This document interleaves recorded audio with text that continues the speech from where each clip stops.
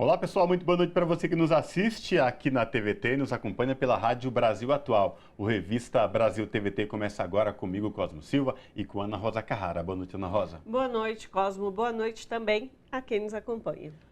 O número de mortos no conflito entre o grupo armado palestino Hamas e Israel ultrapassou mais de 10 mil. Destes, cerca de 9 mil são palestinos da faixa de Gaza. As informações são do Ministério da Saúde local. Entre os alvos prioritários de Israel estão hospitais, escolas e campos de refugiados, além de bombas que caem às milhares em Gaza. O exército israelense também promove sangrentas incursões por terra. O sistema de saúde em Gaza enfrenta um severo colapso. Falta de tudo: comida, água, energia e combustível. A Organização Mundial da Saúde, a OMS, informou que crianças podem, inclusive, já estar morrendo de sede. O Revista dessa semana repercute o genocídio contra o povo palestino e o clima político tenso na Venezuela, que vive dias de acirramento. Mesmo com o acordo eleitoral assinado em Barbados, envolvendo o governo Maduro e a oposição para o pleito do ano que vem. Isso porque a realização de eleições primárias por parte de opositores e a vitória da ultraliberal Maria Corina Machado desencadeou uma série de provocações e trocas de acusações, que envolveu até uma ameaça dos Estados Unidos de retirar os últimos alívios nas sanções contra a indústria petroleira do país. Bastou o presidente Luiz Inácio Lula da Silva sinalizar que dificilmente cumprirá a meta de zerar o déficit primário no ano que vem para a imprensa tradicional renovar seus ataques ao governo. Na ocasião, Lula afirmou que vai fazer de tudo para cumprir a meta, mas que esta não precisa ser zero. O déficit zero está previsto no arcabouço fiscal, que é a nova regra aprovada neste ano para o controle de despesas governamentais. Essa questão e o plano de privatização da Sabesp pelo governo de Tarcísio de Freitas serão discutidos no programa. O presidente da Assembleia Legislativa de São Paulo agendou para a próxima segunda uma audiência pública para debater o projeto da privatização.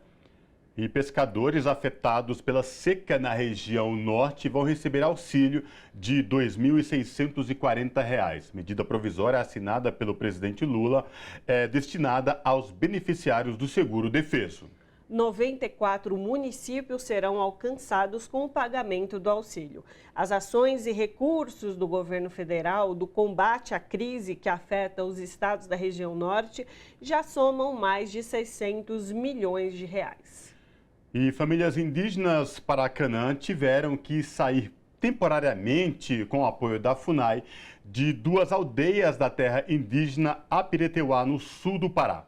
Os indígenas temem retaliações dos invasores em consequência da operação de desintrusão do território indígena, deflagrada pelo governo federal no início de outubro e que continua em andamento sem prazo para acabar.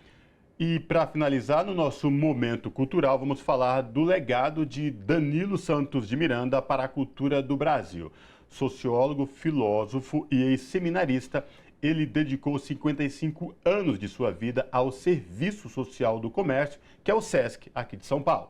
E que transformou a entidade ligada ao setor do comércio na maior potência cultural do país. Ele faleceu no final de outubro, aos 80 anos, em São Paulo. Você acompanha o Revista Brasil TVT também pelo YouTube, youtube.com/RedeTVT.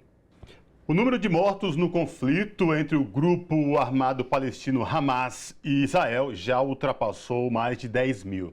Destes, cerca de 9 mil são palestinos da faixa de Gaza. As informações são do Ministério da Saúde local. Entre os alvos prioritários de Israel estão hospitais, escolas e campos de refugiados. Além das bombas que caem aos milhares em Gaza, o exército israelense também promove sangrentas incursões por terra. O sistema de saúde em Gaza enfrenta um severo colapso. Falta tudo: comida, água, energia e combustível. A Organização Mundial de Saúde, a OMS, informou que crianças já podem estar morrendo de sede, inclusive. Para falar com a gente e repercutir todo esse conflito, a gente conversa agora com a Heloísa Vilela, jornalista que foi correspondente internacional em Nova York e atualmente é comentarista política do ICL Notícias, programa aqui veiculado na TVT. Heloísa Vilela, tudo bem? Prazer te receber aqui no Revista Brasil TVT. Seja bem-vinda. Boa tarde, quase, né? Sei lá, não sei mais que horas são, não. Tô ainda no fuso lá de Ramallah. Mas e antes de mais nada, eu queria te dizer uma coisa. Eu não sou comentarista, eu sou repórter. E é isso que eu fui fazer lá no Oriente Médio, né? A gente comenta as coisas que a gente faz, mas eu sou repórter, jornalista.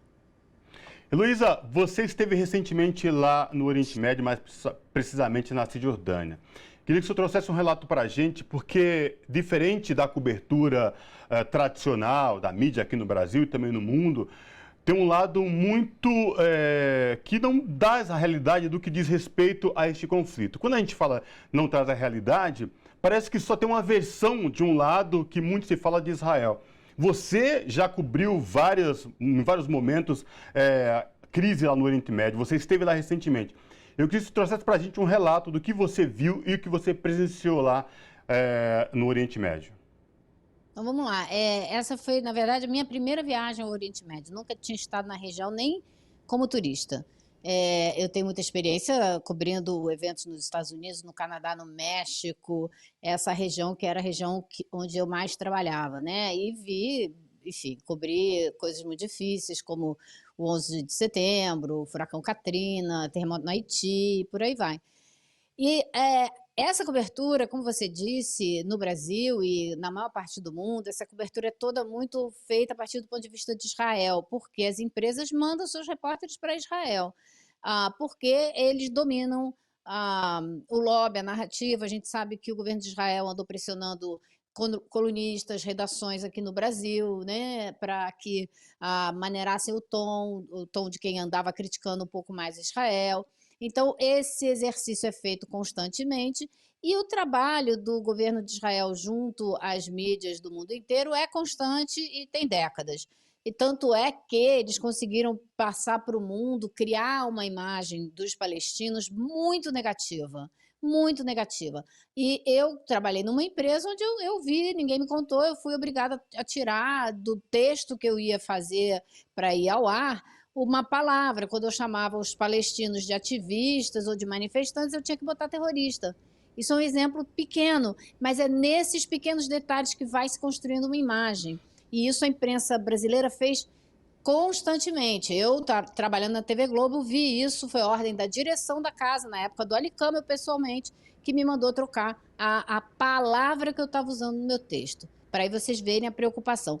O que o ICL fez? O ICL tomou uma decisão clara e muito sólida. Disse, nós vamos, mas nós vamos para a Cisjordânia. Claro que não vamos para Gaza, porque a gente está afim que a Heloísa volte. Mas a gente vai para a Cisjordânia porque é lá que a gente vai poder dar um outro ponto de vista. Como gosta de dizer o Chico Pinheiro, né? Ponto de vista é aquele lugar onde seus pés estão e é a partir dali que você vê a realidade. Então foi o que a gente fez e eu me sinto assim muito recompensada de ter feito isso, porque realmente me deu um conhecimento concreto que eu não teria e que os nossos internautas ou telespectadores, sei lá como é que a gente fala hoje, né? O pessoal que nos assiste teria. E isso foi muito marcante, porque a resposta que eu tive das pessoas foi gigante. Os recados na internet não pararam o tempo todo que eu tive lá, me agradecendo de estar trazendo essa visão que não se tinha. E aí, o que eu vi, né? E o que eu testemunhei? Eu testemunhei uma população massacrada há décadas, né? Eu vou dar um exemplo para vocês de uma coisa que vocês têm certeza que vocês não viram em lugar nenhum da mídia brasileira. Eu fui ao campo eu estou fazendo um ato falho, toda hora eu falo campo de concentração. Refugiados. Campo de refugiados de Jenin. Que fica em torno da cidade de Jenin. E nesse campo de refugiados eu fui é ciceroneada por uma pessoa que me fez questão de me mostrar tudo que tem nesse lugar e como é que as pessoas vivem. E eu vou dar um exemplo para vocês e a gente pode usar outros depois. Tem um pequeno círculo perto da entrada do campo, onde eles construíram em 2002 ou 2003, se não me engano, uma estátua de um cavalo, feita com sucata de carros e ambulâncias destruídas pelo exército de Israel. Uma delas, uma ambulância do Crescente Vermelho, que eles atingiram e que matou o médico que estava nessa ambulância. Então, junto com um escultor, um artista plástico alemão, crianças desse campo se juntaram e fizeram essa escultura. E um cavalo, porque o cavalo é um símbolo muito forte de liberdade, de altivez. E aí eu tive lá num dia, 3 dias depois os moradores me mandaram as imagens do exército de Israel chegando lá e destruindo, arrancando e levando essa estátua. Então, assim, a gente está falando de uma coisa muito maior, né? Muito mais absurda, dramática, grotesca, inaceitável, que é o genocídio do povo palestino. Mas quando a gente fala, eu pego esse cavalo para dar de exemplo, a gente também está falando da tentativa de destruição do subjetivo do povo palestino, da sua capacidade de expressar através de uma estátua, de uma escultura, o desejo de liberdade. Isso é um assassinato.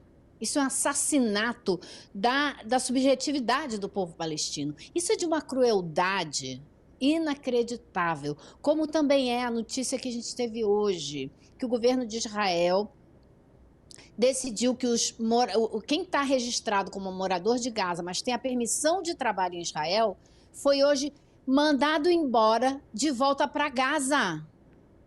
Olha o que a gente está falando. Eles foram mandados de volta para Gaza. Na mesma hora, a ideia que me veio, a imagem... Desculpem os judeus que sofreram com o Holocausto, mas a imagem que a gente vê numa hora dessa é o trem indo de volta para a Polônia, para todo mundo ir para o campo de concentração e morrer na câmara de gás.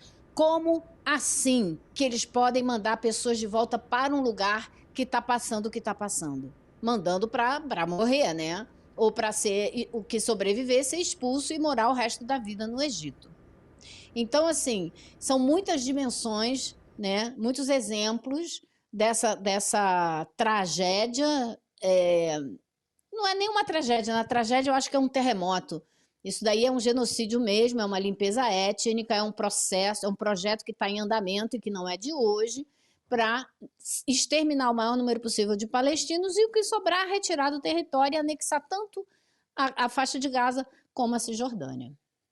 Exatamente, Heloísa, você colocar esse processo histórico, por exemplo, fez 75 anos nesse ano de 2023, o fato de Nakba, que é essa resistência do povo palestino e o ataque genocida que eles já sofrem por todo esse período, digamos assim, são décadas, como você falou, que esse povo vem sido retirado, expulso das suas terras, empurrado para a faixa de Gaza, e agora a gente vê essa movimentação de Israel de também ocupar esse lugar onde, digamos, os palestinos ainda conseguiam sobreviver ali na região. E você comentou sobre a Cisjordânia, o que a gente vem... razoavelmente, de forma muito pontual, ouvindo sobre a região, é que possivelmente há uma possibilidade desse conflito se alastrar para outros países, como a própria Cisjordânia, como o Líbano, a Síria. Eu queria que você pudesse comentar sobre essa possibilidade, o que você sentiu sobre a população da Cisjordânia, sobre esse possível conflito se espraiar para as regiões ali fronteiriças, mas também outros países que não fazem fronteira, como o Irã, também entrar no conflito. Queria te ouvir sobre isso. Vamos lá, antes de mais nada, vamos deixar bem claro como é que é o mapa, né? Porque a Cisjordânia é o mesmo país que a faixa de Gaza. Estamos falando da Palestina, uma coisa só, né? Só que no meio você tem Israel. A faixa de Gaza fica ali numa pontinha, na parte sul, faz fronteira com o Egito e com o mar. Né? E a Cisjordânia fica do outro lado de Israel e faz fronteira com a Jordânia. Então, na Cisjordânia, o que que acontece? Você tem ali também grandes cidades que também têm campos de refugiados em torno delas. Porque quando foi criado o Estado de Israel, mais de 750 mil pessoas foram expulsas de suas casas ou fugiram para dar lugar à formação do Estado de Israel. E essa é a tragédia de formação, né? A tragédia que inaugura esse conflito que a gente continua vendo hoje. E na Cisjordânia, então, você tem nesses campos de refugiados incursões militares israelenses constantes. E agora, desde que começou essa ofensiva, esse genocídio na faixa de Gaza, elas se tornaram diárias, como o campo de Jenin, que eu mencionei. O campo de Jenin fica na Cisjordânia. Os campos de refugiados em torno de Belém, também ali na Cisjordânia. E eles têm registrado incursões diárias, prisões, assassinatos. Da última vez que eu vi, eram mais de 113 pessoas mortas na Cisjordânia, nesses conflitos com o exército israelense. Então, existe um risco, claro, de que grupos armados como o Hezbollah e que, eventualmente, tem o apoio do Irã para comprar armas e se financiar, que ele entre, de fato, no conflito com força e que isso provoque, de alguma maneira, a entrada do Irã no conflito. Eu acho que o Irã vai ter o cuidado de sempre dizer que não está fazendo nada disso e fazer como os Estados Unidos sempre fizeram e armar, ou continuar armando o Hezbollah sem admitir que faz isso para que a guerra não recaia sobre ele também, né? Mas eu acho que se a Palestina tem alguma possibilidade, né? Eu acho que são duas coisas que podem dar à Palestina alguma perspectiva. Uma é que esse conflito se agrave mesmo e que outras forças entrem que imponham um sofrimento a Israel militar. Não digo que Israel vai perder uma guerra, mas que sofra muitas baixas, que sinta na pele forte o que está impondo a Gaza. Isso, eu ouvi essa análise do Breno Altman outro dia, fiquei super preocupada, mas eu acho que no fim das contas ele tem toda a razão. E a outra vertente dessa possibilidade de saída é a voz da rua no mundo. No mundo. Então, saibam todos que estão ouvindo que amanhã é o Dia Internacional de Solidariedade à Palestina. Haverá manifestações pelo mundo inteiro. Aqui em São Paulo tem uma manifestação no MASP, em Washington vai ter uma marcha a Washington, então pessoas do país inteiro, de várias regiões, estão saindo para lá. Eu sei que tem uma organização lá chamada The People's Forum, em Nova York, que organizou caravana, vários ônibus, estão todos lotados. As pessoas que estão querendo ir não arrumaram mais vaga. Me relataram isso, eu falei, pega um carro, junta os amigos e vai do mesmo jeito, porque é a hora da gente, como ser humano, dar um basta para essa situação com uma voz muito forte nas ruas do mundo inteiro. Os palestinos, todos com os quais eu conversei, me disseram, não acredito em governo algum, não espero nada de nenhuma potência, a ONU não vai fazer porcaria nenhuma, porque não faz, porque não consegue tomar nenhuma atitude. Então, dessas forças, a gente não espera nada. A única coisa que pode nos ajudar é a solidariedade da população mundial. É a nossa humanidade, tocar a humanidade de nós que estamos aqui seguros, com teto, com comida, com banho e sem ter, né? A gente tem as nossas guerras aqui, né? A gente tem as comunidades cariocas, dos morros cariocas, sabem muito bem o que é enfrentar a violência policial, mas não se compara.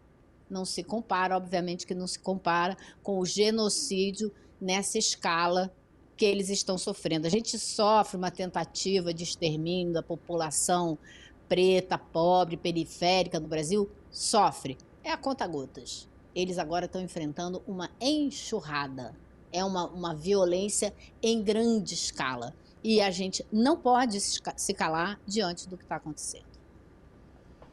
É isso, conversamos com Heloísa Vilela, jornalista que foi correspondente internacional por muito tempo e atualmente é repórter do ICL Notícias. Heloísa, a gente quer te agradecer muito pela sua participação conosco aqui hoje, de trazer todo esse olhar de onde o pé pisa. De fato, como você bem lembrou, o Chico Pinheiro fala, isso de fato faz muita diferença, porque é o relato real das pessoas que estão vivenciando, sentindo na pele as consequências desses ataques e desse processo genocida contra os palestinos. Muito obrigada. E não esqueçam, amanhã é Dia Internacional de Solidariedade ao Povo Palestino. Estamos falando de dia 4, estamos gravando, o programa vai ao ar ao sábado, então a Heloísa está se referindo... Programa. Exatamente, a Heloísa está se referindo ao dia 4. Muitíssimo obrigada, abraço. Tchau. Abraço. O governador de São Paulo, Tarcísio de Freitas, do Republicano, segue com o seu plano de privatizar a Sabesp. O presidente da Assembleia Legislativa do Estado de São Paulo, que é a Alesp, agendou para a próxima semana uma audiência pública para debater o projeto de privatização. Sobre essa questão, nós conversamos agora com o Luiz Cláudio Marcolino, que é deputado estadual pelo Partido dos Trabalhadores.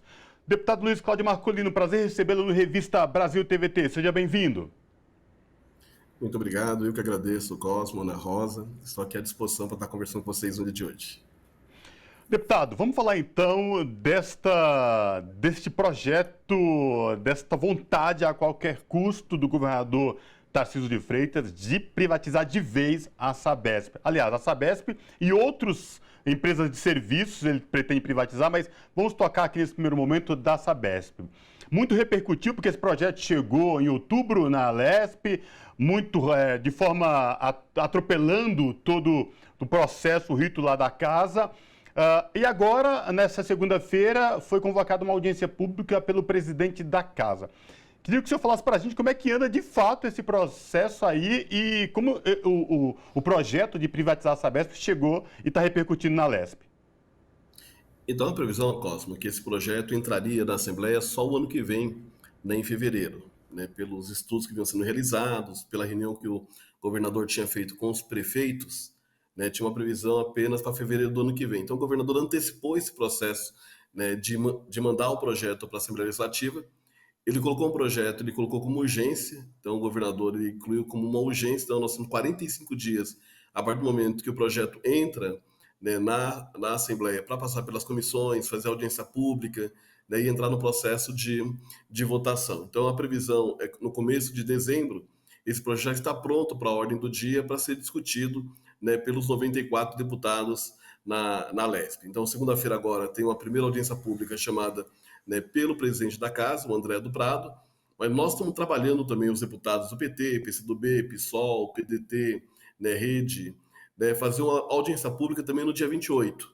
Aí é uma audiência pública também chamada pelos partidos de esquerda na Assembleia Legislativa, e nesse período também, nós estamos no processo de mobilização também, né, junto com os prefeitos, vereadores, mas do ponto de vista legislativo, né, o projeto entra na Assembleia Legislativa, o governador coloca como urgência, quer dizer, para a gente é muito ruim ter que colocar um projeto como urgência, né, da importância que é a Sabesp para o Estado de São Paulo, essa ânsia de querer privatizar, que esse projeto precisa ser debatido com os prefeitos, com os vereadores, com a sociedade civil organizada, né, fazer vários debates dentro da Assembleia, mas quando ele coloca um prazo de urgência, nós estamos falando que no máximo em 45 dias o projeto começa a ser debatido para ser votado na Alesp.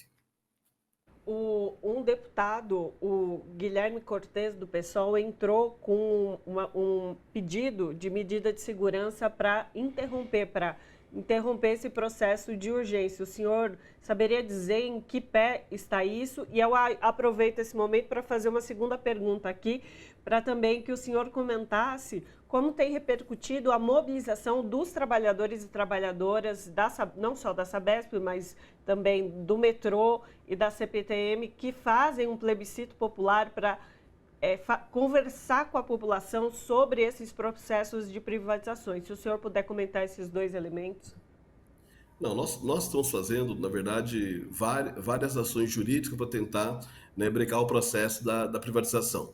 O mandato de segurança é uma delas, um outro nós fizemos um questionamento ao presidente da casa, né, como tem uma mudança na Constituição para você poder privatizar a Sabesp, quando você vende uma empresa pública, você tem que alterar a Constituição estadual. Né, e ele mandou um projeto de lei, né, com necessidade de apenas 48 votos, né, com maioria simples para votar na Assembleia. E nosso entendimento que tem que ser, né, uma emenda constitucional, uma alteração, né, na Constituição estadual, e com isso necessitaria de 2/3 dos deputados no momento da votação.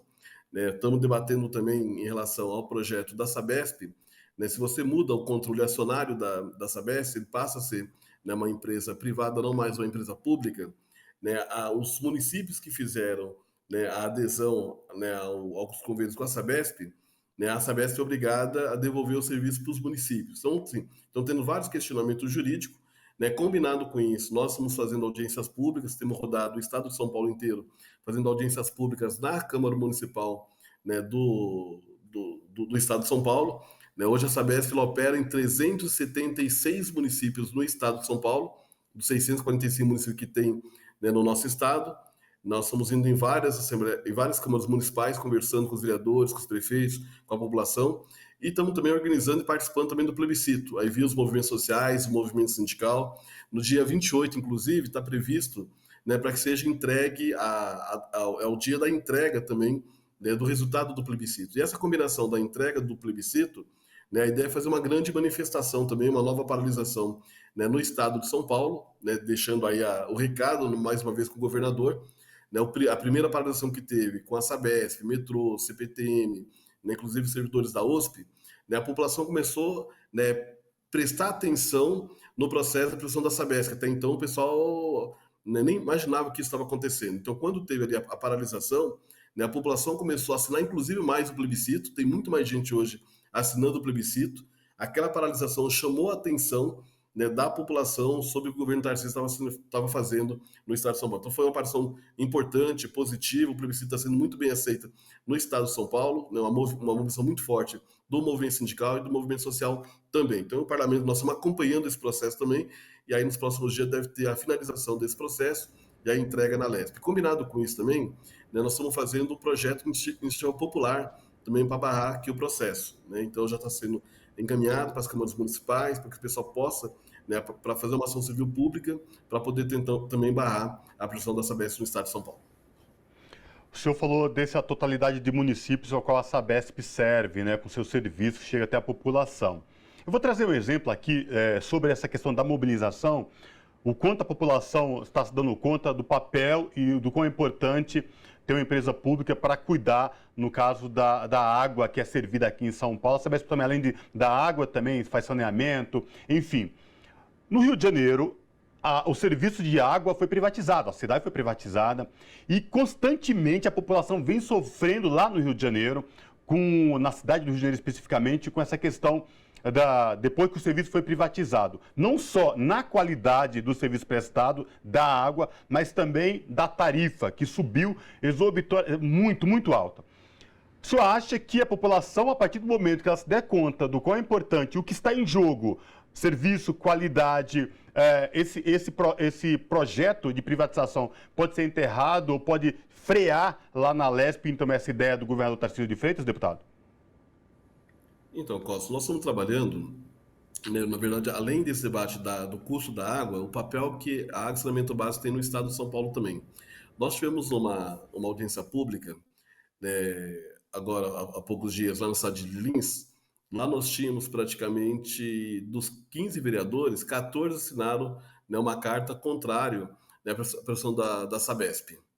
Por que isso é importante? Na cidade de Lins, tem uma superintendência da Sabesp, ela acaba coordenando 85 municípios na região. O lucro da Sabesp, ela está praticamente na Grande São Paulo, quer dizer, o resultado que a Sabesp tem hoje, ela vem principalmente da Grande São Paulo, da capital e da Grande São Paulo. Vou imaginar, toda essa região da cidade de Lins, são 86 cidades, além da de Lins, lá na superintendência, lá tem 100% de água tratada, 100% do esgoto coletado e 100% do esgoto tratado. Além do trabalho social que a Sabesp tem, né, nas entidades sociais da região. Então ela tem um papel muito importante. Só que é uma região, para a Sabesp, consta como deficitária. Vocês percebem? Quer dizer, para a Sabesp, eu estou falando da cidade de Lins, são várias cidades na região 85, Na hora que a Sabesp for privatizada, quem comprar o controle acionário da Sabesp vai olhar para essa região e vai tratar como, né, algo que é uma região, como eu falo, um investimento que dá déficit. Porque quem cobre hoje, né, o investimento da Sabesp para essa região é a capital e a Grande São Paulo. Então, todos os vereadores já entenderam o que pode acontecer, né, a partir do momento que você não tiver mais Sabesp pública, uma Sabesp, né, privatizada. Além disso, hoje muitos empresários ele procura as cidades do estado de São Paulo, né, para fazer o investimento da sua indústria a partir da qualidade da água. Vamos pegar uma indústria automobilística, né? Ela escolhe a região onde ela vai se instalar em virtude da qualidade da água. Né? Quando você tem uma indústria da área de alimentação, da área de bebida, né? Indústria química, então a água ela determina também o potencial de investimento do setor industrial no estado de São Paulo. Mas um elemento importante em relação à água, né? Eu estive, inclusive, esses dias tenho acompanhado bastante o debate sobre habitação no estado de São Paulo, tem o projeto Minha Casa Minha Vida, né? O governo do estado tem feito alguns movimentos também em relação à habitação no estado, mas você não pode, muitos municípios, para aprovar um empreendimento imobiliário na cidade, se não tiver a regularização da água e do esgoto, saneamento básico, né, o empreendimento não pode ser autorizado, não pode ser aprovado. Imagina um projeto habitacional sendo pensado para o estado de São Paulo, onde a Sabesp está na mão do setor privado. Como é que eu consigo fazer a aprovação de um projeto de habitação? Não consigo. Se eu precisar regularizar um bairro, né, seja na região do ABC, né, na região do Alto Tietê, na região da Grande São Paulo, quer dizer, qualquer região da cidade na Grande São Paulo que eu queira, de repente, fazer uma regularização fundiária, a Sabesp é muito importante, que só pode ter uma regulação fundiária de um bairro se tiver esgoto tratado, esgoto coletado e tratado. Vocês percebem a importância da Sabesp? Imagine agora na mão de uma empresa privada determinando como é que vai ser o processo. Então, a água, ela determina o potencial de desenvolvimento e crescimento do estado de São Paulo. Dá outro exemplo para vocês aqui, Cosmo, também importante. Hoje, quando acontece em algumas cidades, vamos pegar ali na região de Atibaia, região de Mariporã, né, mesmo na região de Piracicaba, nós temos ali Hortolândia, né, as barragens. Né, quem controla hoje as barragens no estado de São Paulo é a Sabesp, ou quando tem uma empresa pública municipal. Vou imaginar que, por exemplo, acontece um processo de uma cheia numa determinada cidade. Né, o prefeito, né, os vereadores, o pessoal que controla ali a barragem, liga, né, hoje para a Sabesp e eles conseguem fazer uma adequação, né, libera um pouco da água, segura a água. Então tem esse controle hoje, né, das barragens no estado de São Paulo. Também quem detém isso é quem faz a gestão da água. Imagina a mão de um gestor privado, inclusive, né, numa empresa como eles querem fazer com a Sabesp, colocar no mercado de capitais, né, o maior acionista está lá na Inglaterra, está lá na China, né, tá na outra parte do mundo. Com quem você vai falar? Como é que você consegue dialogar?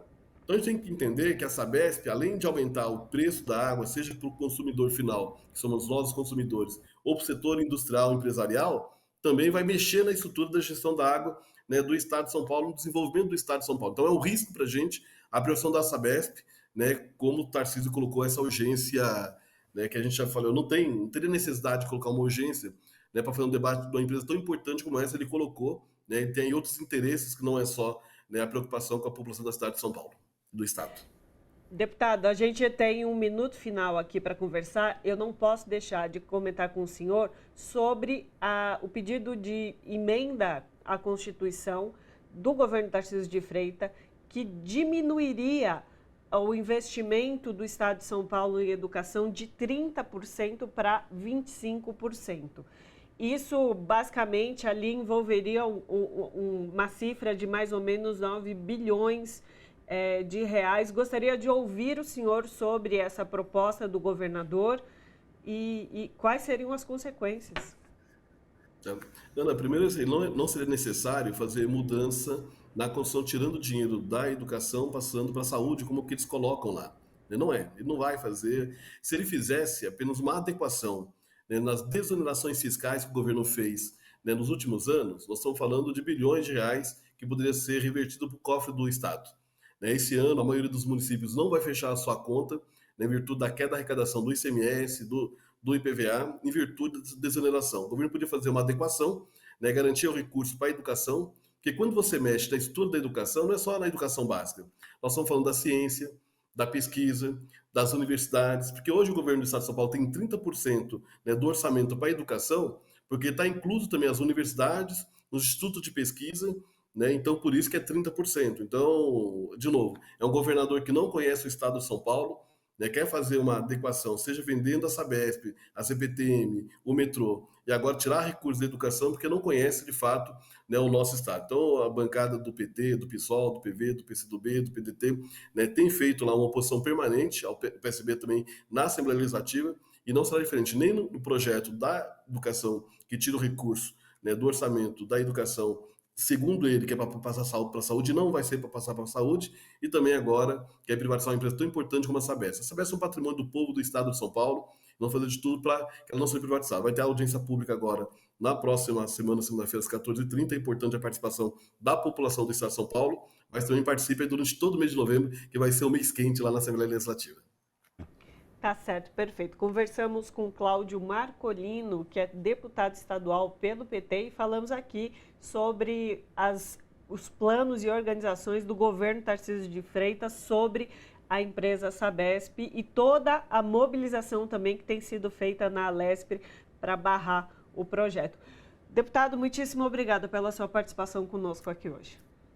Eu que agradeço a disposição, Ana, Cosmo, estou sempre à disposição de vocês. Abraço. Abraço. Bastou o presidente Luiz Inácio Lula da Silva sinalizar que dificilmente vai cumprir a meta de zerar o déficit primário no ano que vem para a imprensa tradicional renovar seus ataques ao governo. Na ocasião, Lula afirmou que vai fazer de tudo para cumprir a meta, mas que esta não precisa ser zero. O déficit zero está previsto no arcabouço fiscal, nova regra aprovada neste ano para o controle de despesas governamentais. Sobre essa questão, nós conversamos agora com Paulo Bernardi, que foi ministro do Planejamento no primeiro governo Lula. Ministro Paulo Bernardi, tudo bem? Prazer recebê-lo aqui no Revista Brasil TVT. Seja bem-vindo. Boa tarde. Satisfação também falar com vocês. Vamos fazer o seguinte, antes do nosso bate-papo desse assunto tão importante, a gente vai passar um vídeo rapidinho aqui e a gente já começa o nosso bate-papo. Pode ser, ministro? Pode ser. Maravilha. Vamos lá, gente. Hoje foi anunciado que uma nova crise está chegando ao Brasil. Essa fala, no mínimo preocupante, seria do próprio presidente Lula. Uma declaração dele fez a bolsa cair, o dólar subir. E a Folha de São Paulo soltou uma manchete explicando tudo. Lula sabota o país. O que foi que ele disse? Eu sei da disposição do Haddad, sei da vontade dele, da minha disposição, mas queria dizer para vocês que dificilmente chegaremos à meta fiscal. Ou seja, nesse ano talvez o governo não vai arrecadar tanto quanto investiu. É preocupante, acende um alarme na cabeça das pessoas, só que a parte que ninguém conta e ninguém faz questão de contar é que um dos maiores gastos desses aí, né, que entra nessa conta, foi o novo Plano Safra. O governo anterior, que apoiava o agro, disponibilizou 200 bilhões para o tal homem do campo. O atual disponibilizou 436, mais que o dobro. E como resultado, o Brasil superou os Estados Unidos em exportação de milho, está superando em algodão, derrubando uma hegemonia americana de quase um século. Quando aparece no jornal o William Bonner falando com cara de mamão macho que o PIB subiu puxado pelo agro, não é que um alienígena desceu na Terra e ensinou uma técnica para o agro produzir mais. É investimento público. Dobrou os investimentos e agora está dobrando os resultados. O novo Bolsa Família foi anunciado, dobrou os gastos públicos em cima disso. Resultado, Banco Mundial divulgou que o Brasil teve 3 milhões de famílias fora da pobreza só nesse ano, graças ao novo Bolsa Família. FMI, Fundo Monetário Internacional, divulgou que o Brasil se tornou a 9ª economia do mundo, né? Tá caminhando para isso, passando o Canadá e a gente já está encostado ali na Itália. A Renault vai investir 1,6 bilhão, quase 2, para abrir uma fábrica em Curitiba e produzir um carro só aqui para o Brasil, o Cardian. Tem uma imagem na tela, um modelo até bonito. O Desenrola limpou 8 milhões de nomes negativados, dívidas de até 20 mil reais, pessoas que agora voltaram a consumir. Tudo isso aqui é gasto. É tudo prejuízo para as contas públicas. Aí a mídia fala que o maior problema do Brasil é reeleição. O presidente só faz para ser reeleito, nunca tem um projeto a longo prazo. Aí começa a investir, se sujeita a esses números, essas estatísticas, a mídia fala que ele está sabotando. O próprio Paulo Guedes, o ministro da Economia do governo anterior, que eles citam nessa reportagem da Folha, ele disse no meio do ano passado que o Brasil só entraria no azul em 2025 ou 2026, se o mito fosse reeleito. Quer dizer, a gente já está entrando no azul agora em 2023 e a mídia fala que é uma sabotagem e ainda usa o Guedes como referência. O Tribunal de Contas da União, o TCU, divulgou que os gastos do Bolsonaro para a campanha eleitoral superou 300 bilhões de reais, dando 2 mil para caminhoneiro, para taxista, para ganhar voto depois, Auxílio Brasil para um monte de gente que não precisava, e o teto de gastos foi furado 5 vezes. Para a Folha, isso não é uma sabotagem, né? Agora, as agências de risco que fazem um rating para o mercado internacional colocaram a nossa nota em alta pela primeira vez desde 2008. Sabe qual é a pior parte? E eu fiz questão de deixar aqui para o final. Esse suposto déficit, que agora a economia vai acabar por isso, né? Toda a imprensa só está falando desse assunto, a boiada virou especialista em economia.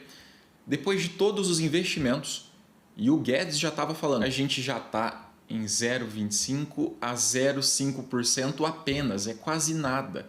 E fizeram todo esse barulho à toa, né? E contra qualquer questionamento da boiada que nem sabe o que significa déficit no dicionário, o fato não mente. O fato é fato. Menor taxa de desemprego desde 2014. Maior massa salarial da história. Primeiro aumento do salário mínimo depois de 6 anos. Ranking mundial da balança comercial. Novo Bolsa Família. Minha Casa Minha Vida com parcelas grátis. Maior número de empregos com carteira assinada nos últimos 8 anos. Mais de 3 milhões de famílias fora da pobreza. Banco Mundial. Novo Plano Safra pro agro. Maior da história. Maior acordo comercial da história com a China. Novas montadoras chinesas e europeias produzindo aqui e exportando para América Latina. Queda da taxa Selic. Desenrola quitando dívidas de até 20 mil reais. 8 milhões de nomes saindo do negativo, crédito recorde do BNDES para empresas, crédito recorde para micro e pequenas empresas, novo Mais Médicos com o dobro de profissionais, aumento das bolsas de doutorado, aumento das bolsas de pesquisa CNPq, elevação da nota de crédito internacional, primeira vez desde 2008, média de 13% de queda das carnes, até 40% de alimentos, mais de 35% de queda do preço de óleo de cozinha, reforma tributária, primeira vez em 30 anos, fim do teto de gastos. E para quem quiser duvidar, eu faço um desafio valendo dinheiro. É só entrar em contato comigo, a gente faz um contrato, eu assino, você também, a gente posta 5 mil ou 10 mil reais se quiser. Eu provo que todos esses dados foram tirados do IBGE, PNAD, Banco Mundial, Fundo Monetário Internacional e outros veículos de imprensa. Esses aí eu lembro de cabeça, tá? Ainda dá para aumentar e muito essa lista em 9 meses de mandato. Só não vale chorar. Tá bom? Não vale chorar. O Brasil vai dar certo, apesar da torcida contra. Pois é, ministro, a gente acompanha esse vídeo que vem sendo viralizado aí na internet de forma muito didática, né? Um influencer vem falando o que exatamente está em jogo e o que a imprensa tradicional vem falando, né? Queria lhe ouvir, ministro, de fato, há motivo para tanta gritaria da imprensa tradicional em referente a essa fala do presidente Lula? Olha, eu vi o vídeo que você está falando. Brilhante, muito bom. Até brinquei com o Isaac, que é o produtor aí do programa. Falei, não sei se vocês podem usar esse vídeo. Esse menino deve ser menor de idade, né? Porque, claro, brincadeira de velho com um garoto mais novo, mas ele fala muito bem, brilhante. Eu acho que essa gritaria da mídia é uma unanimidade, né? Todo mundo é a favor de manter. Eles são a favor do juro alto, são a favor dos investidores ganharem muito dinheiro com o juro do governo e, de preferência, que não tenha investimento, que se corte os programas sociais. E isso fica visível, é quase unânime. 99% das pessoas que falam nas televisões, que escrevem nos jornais, tem esse tipo de posição. O que eu falei na semana passada, a gente teve um debate num grupo aí de WhatsApp, disse, olha, o Haddad está fazendo um belíssimo trabalho. E nós temos que entender o seguinte, o papel do ministro da Fazenda é esse mesmo. O ministro da Fazenda tem que falar e jogar duramente a favor do equilíbrio das contas públicas, né? Se ele falar, olha, eu estou com dinheiro sobrando e precisando gastar mais, é evidente que ninguém vai controlar isso. Por outro lado, o presidente da República que tem a legitimidade do voto, é uma pessoa que está exercendo um poder em nome do povo que votou nele, tem compromissos. E o Lula, na campanha, já dizia: não vou aceitar esse teto de gastos, que na época era pior ainda do que a situação que nós temos hoje. Não vou aceitar esse teto de gastos, nós vamos ter que mudar isso, e eu vou ter compromisso em retomar os investimentos públicos e em garantir programas sociais, a retomada dos programas sociais, programas que foram zerados praticamente, o apoio à agricultura familiar, Minha Casa Minha Vida, o programa Mais Médico, que foi reduzido a menos da metade, várias e várias áreas de saúde, de educação, as bolsas de pesquisa e bolsa de educação que ficaram congeladas durante 6 ou 7 anos. Então, e o que nós estamos assistindo é o seguinte: a gente vê no Congresso o presidente da Câmara e o presidente do Senado falando a favor de equilíbrio fiscal, falando a favor de contas equilibradas, tudo que o mercado gosta de ouvir, eles falam.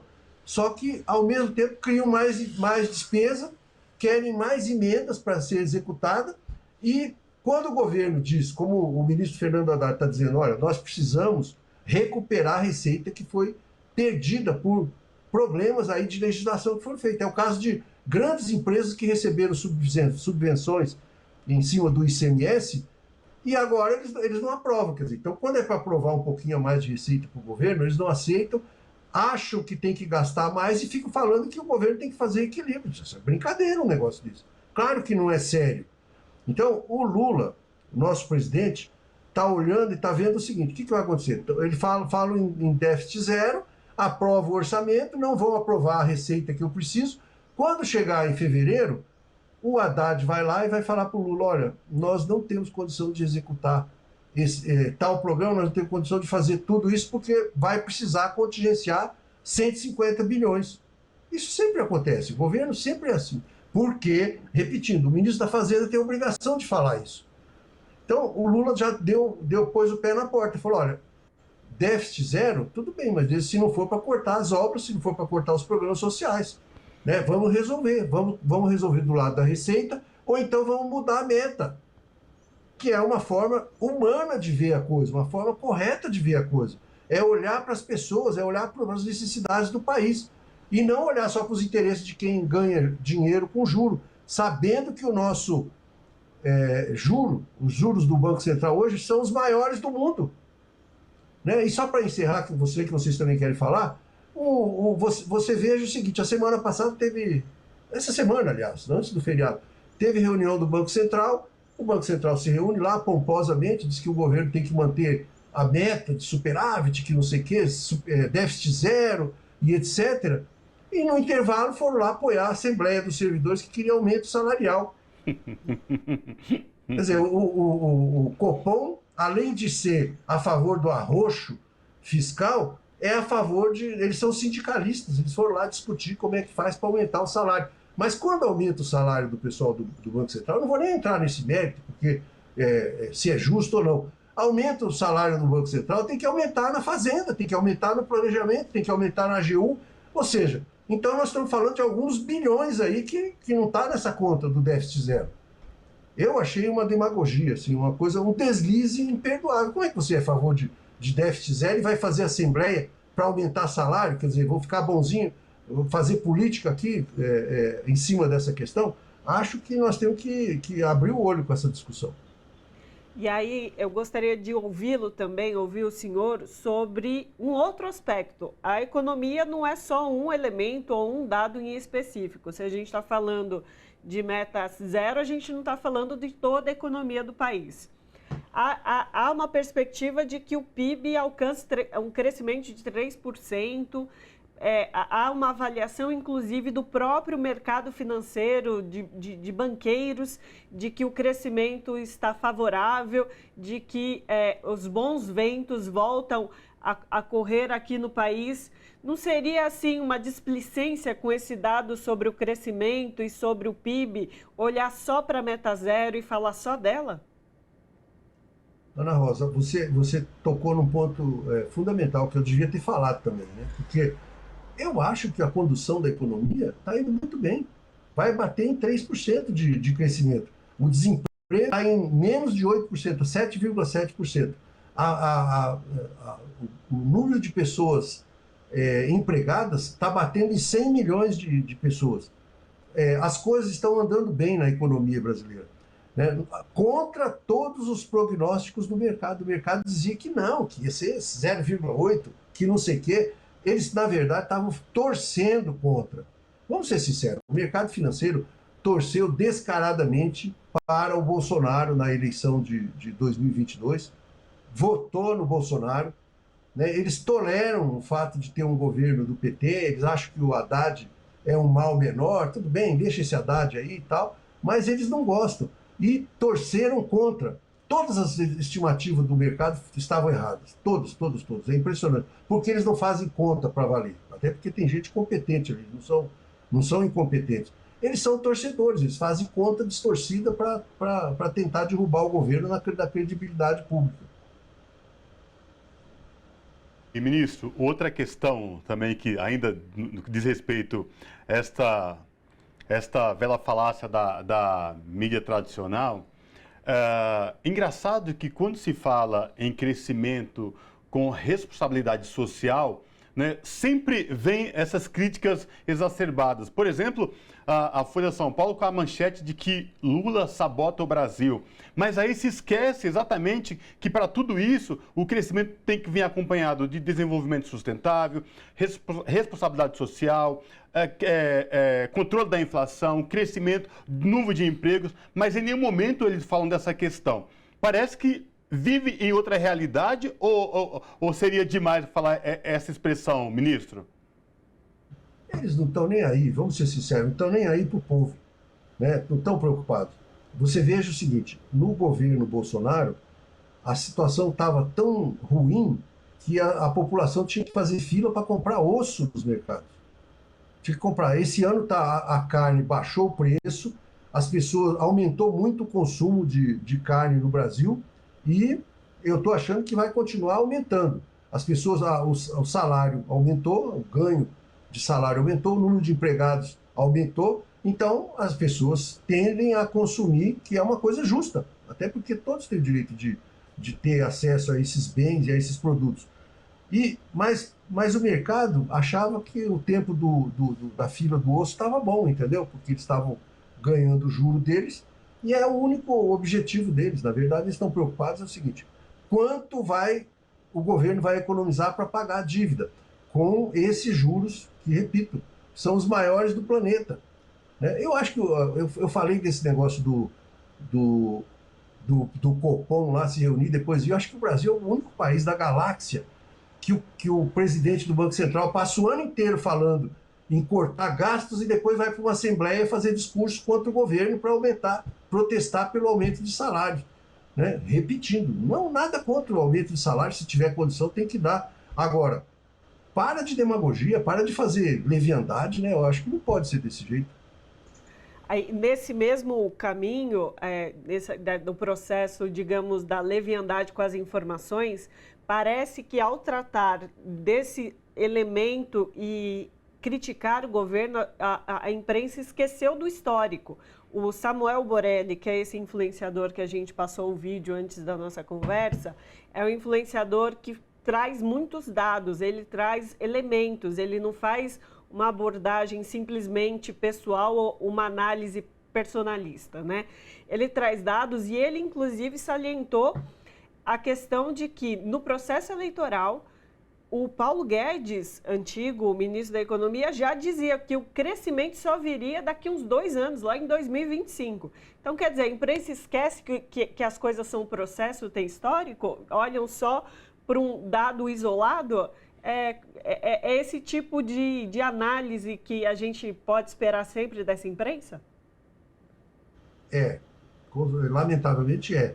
Mas eles não esquecem, não, eles fingem que esquecem, porque esses dados são aí. Então aí, os nossos jornalistas são muito competentes, são muito bons para fazer isso. Com certeza eles sabem todos esses dados que nós estamos fazendo. O problema é que a mídia é cooptada, a mídia inteirinha está a favor. Quer dizer, você pega questões assim que acontecem no mundo, no Brasil, você ouve o que falam nas televisões, o que falam nas rádios, o que escrevem nos jornais, é quase unânime sempre. Sempre. Eles têm uma unanimidade e aí você...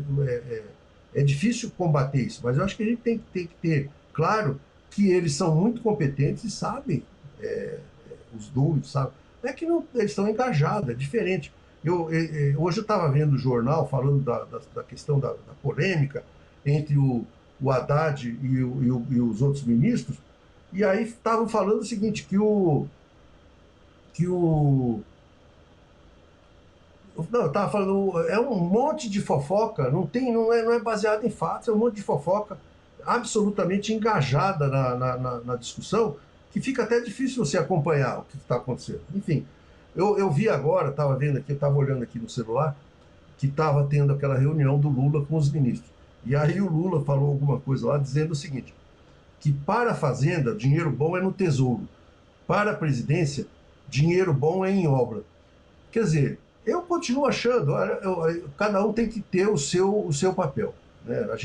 Eu repito, acho que o Haddad está fazendo um excelente trabalho, e é um trabalho, ele não pode se deixar enganar e achar, não, vai dar essa receita, vai dar déficit zero e chegar no começo do ano e dizer para o Lula, olha, lamentavelmente falhou na receita e nós vamos ter que contingenciar. E o Lula, que tem alguma experiência já, né, nessa história, não é uma pessoa iniciante, ele já percebeu, falou, vai chegar em janeiro, fevereiro, vão dizer, olha, não deu a receita, nós temos que cortar. Ele falou, não, eu não vou cortar, vamos mudar logo essa meta, se for preciso, ou então o Congresso aprova a receita que precisa aprovar, e aí você tem um déficit zero, mas com a manutenção dos programas sociais e dos investimentos. Eu acho que é por aí.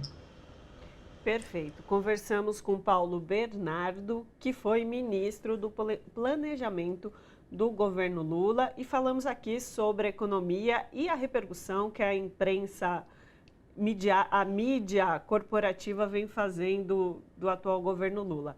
Muitíssimo obrigada pela sua participação conosco aqui hoje. Falou, Ana Rosa. Falou, Cosmo. Abraço. Abraço. E agora a gente faz um breve intervalo e volta daqui a pouco.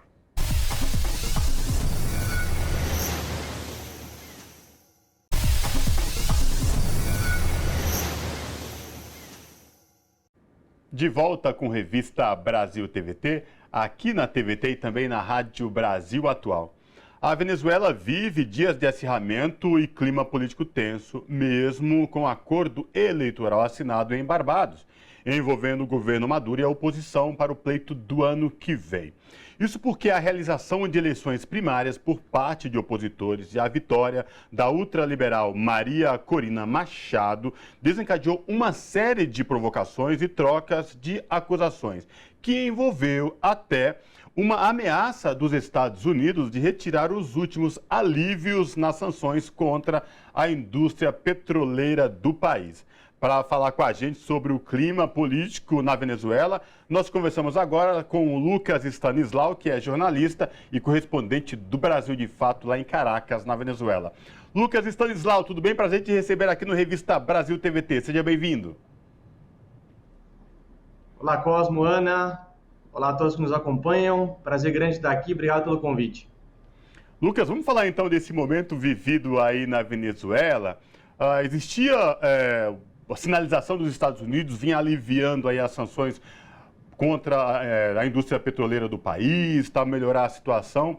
Mas aí, depois dessas primárias envolvendo a oposição, mudou tudo, embolou, está um clima tenso, Estados Unidos ameaçando não aliviar mais essas sanções. Queria que você trouxesse para a gente aí como é que está o clima na Venezuela no atual momento. Pois é, depois da assinatura do acordo que rolou em Bridgetown, capital de Barbados, né, entre governo e oposição, no dia 17 de outubro, a gente viveu alguns dias de otimismo no país, né? A gente teve essa concordância, essa harmonia entre governo e oposição, que vinham tentando voltar à mesa de diálogo já há alguns meses, mas sem consenso. Esse acordo criou um clima de paz momentânea entre as partes, né, e um clima de harmonia política no país. Ali se concordou em realizar eleições presidenciais no segundo semestre de 2024, com algumas regras ali já estipuladas, mais ou menos já o que diz a Constituição, mas com a anuência de ambas as partes. E logo depois o anunciou o alívio de algumas sanções, né, ainda que temporariamente, por 6 meses, mas na prática isso significaria o retorno da Venezuela ao mercado internacional de petróleo, que é importantíssimo para a economia do país, para voltar a recuperar a PIB, sair da recessão, encerrar a hiperinflação, enfim, tudo isso que a Venezuela precisa. Só que isso durou pouco, né? No domingo 22 de outubro, a oposição às urnas, de maneira independente, recusando o Conselho Nacional Eleitoral, que foi oferecido. Então, isso na prática significou o quê? A ausência de urnas eletrônicas do CNE, a ausência de auditoria na apuração, a ausência, enfim, de todos os mecanismos técnicos que a gente tem no Brasil, seria o nosso TSE, né? Basicamente uma consulta independente que eles fizeram, e aí começou uma contradição, uma disputa pelo futuro desse processo, né? O governo acusou a oposição justamente porque não há maneira de auditar esse processo de maneira independente, né? A organização ficou toda a cargo da oposição, e aí um elemento que trouxe também mais instabilidade para o processo foi a vitória da ultraliberal Maria Corina Machado, que está, segundo a Justiça, inabilitada de ocupar cargos públicos. A vitória da Corina Machado praticamente significa que a oposição vai escolher uma candidata à presidência da República que não pode assumir cargos públicos, o que cria, de fato, uma instabilidade no cenário, tanto para a oposição quanto para o governo. Aproveitando que a gente falou um pouco do bloqueio econômico, queria te escutar, Lucas, sobre a possível intervenção ou até ação direta dos Estados Unidos nesse processo eleitoral, como que isso vem sendo observado, o que dá para se falar já, e se a população venezuelana tem acompanhado esse processo, tem observado essa movimentação. Pois é, Ana, de maneira geral, a população venezuelana quer o fim do bloqueio.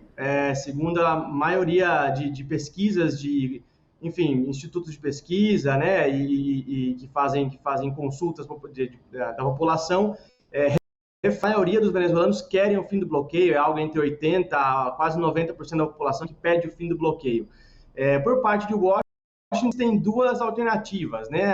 Manter uma narrativa ideológica de apoio a essa oposição mais extremista de direita, né? Que vinha sendo representada pelo Juan Guaidó, que agora já é meio carta fora do baralho, e analistas apontam que a Corina Machado deve assumir esse papel de liderança dessa oposição extremista.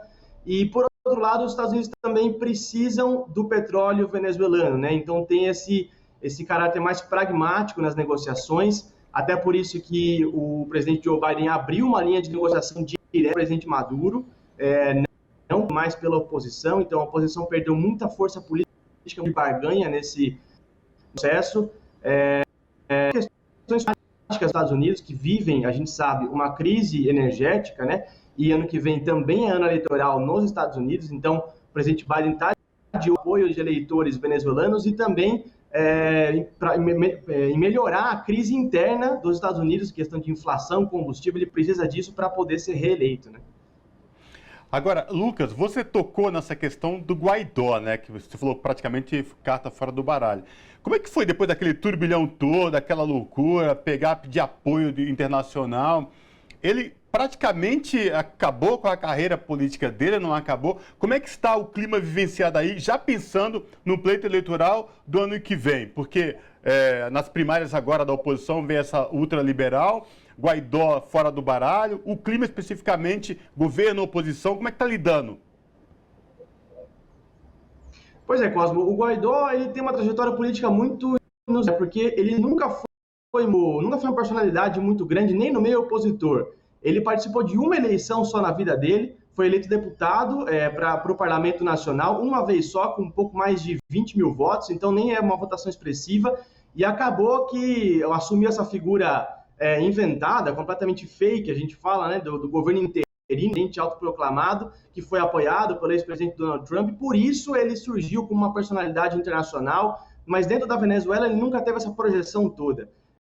Figuras de fato que têm uma projeção na direita, Leopoldo López, ex-prefeito de Chacao, é uma pessoa das mais extremistas da direita venezuelana, que hoje se diz exilado, né, na Espanha, foragido do país porque estava preso manifestações violentas. E, de fato, quem sofre o jogo todo é Maria Corina Machado, uma velha conhecida da direita venezuelana, ela que tem uma trajetória política reconhecida dentro do campo conservador da Venezuela, a golpe de 2002 contra o ex-presidente Hugo Chávez, assinou que fechou o Congresso, fechou a STF, suspendeu garantias legais durante esse golpe. Mais para frente, foi acusada de receber apoio financeiro dos Estados Unidos para fundar uma ONG que pedia referendos revogatórios constantes contra Chávez. Também foi uma das principais organizadoras dos protestos violentos de 2014 e 2017, que forçaram a saída de Maduro do poder e fracassaram, como a gente sabe.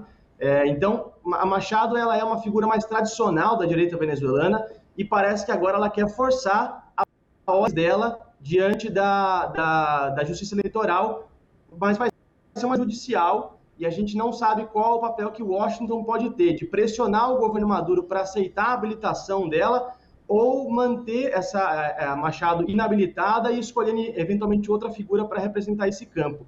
Fato é que, de acordo com a justiça venezuelana, de acordo com as leis venezuelanas, Maria Corina Machado, desde 2015, não pode assumir nenhum cargo pelos próximos 15 anos. E, Lucas, a gente está com uma certa instabilidade na sua internet, mas a gente está conseguindo te entender. Vou fazer uma última pergunta, então, ainda sobre esse processo eleitoral que deve acontecer no ano que vem, sobre o apoio, aí sim, um apoio institucional dos países vizinhos aqui da América Latina ao país, ao processo democrático dentro da Venezuela, incluindo o Brasil. Queria que você comentasse um pouco essa relação internacional para além dos Estados Unidos que a gente já comentou. Não, sem dúvidas, Ana, vai ser muito importante a gente trazer um pouco de estabilidade para a Venezuela, né? Em 2018, quando ocorreram as últimas eleições presidenciais, o atual presidente Nicolás Maduro saiu vencedor e a eleição não foi reconhecida por uma série de países, tanto os vizinhos, como o Brasil na época de Bolsonaro, a Colômbia na época de Ivan Duque, quanto os Estados Unidos e a maioria dos países europeus também. Isso trouxe uma era de instabilidade para a Venezuela e, enfim, não interessa nem ao continente, muito menos ao hemisfério ocidental, um país da importância energética e geopolítica como é a Venezuela, vivendo um cenário instável, né? É interessante para todo mundo que a Venezuela passe por um período, uma fase mais estável politicamente. Então, esse apoio regional vai ser muito importante, a gente tem que ficar de olho como é que Washington vai reagir.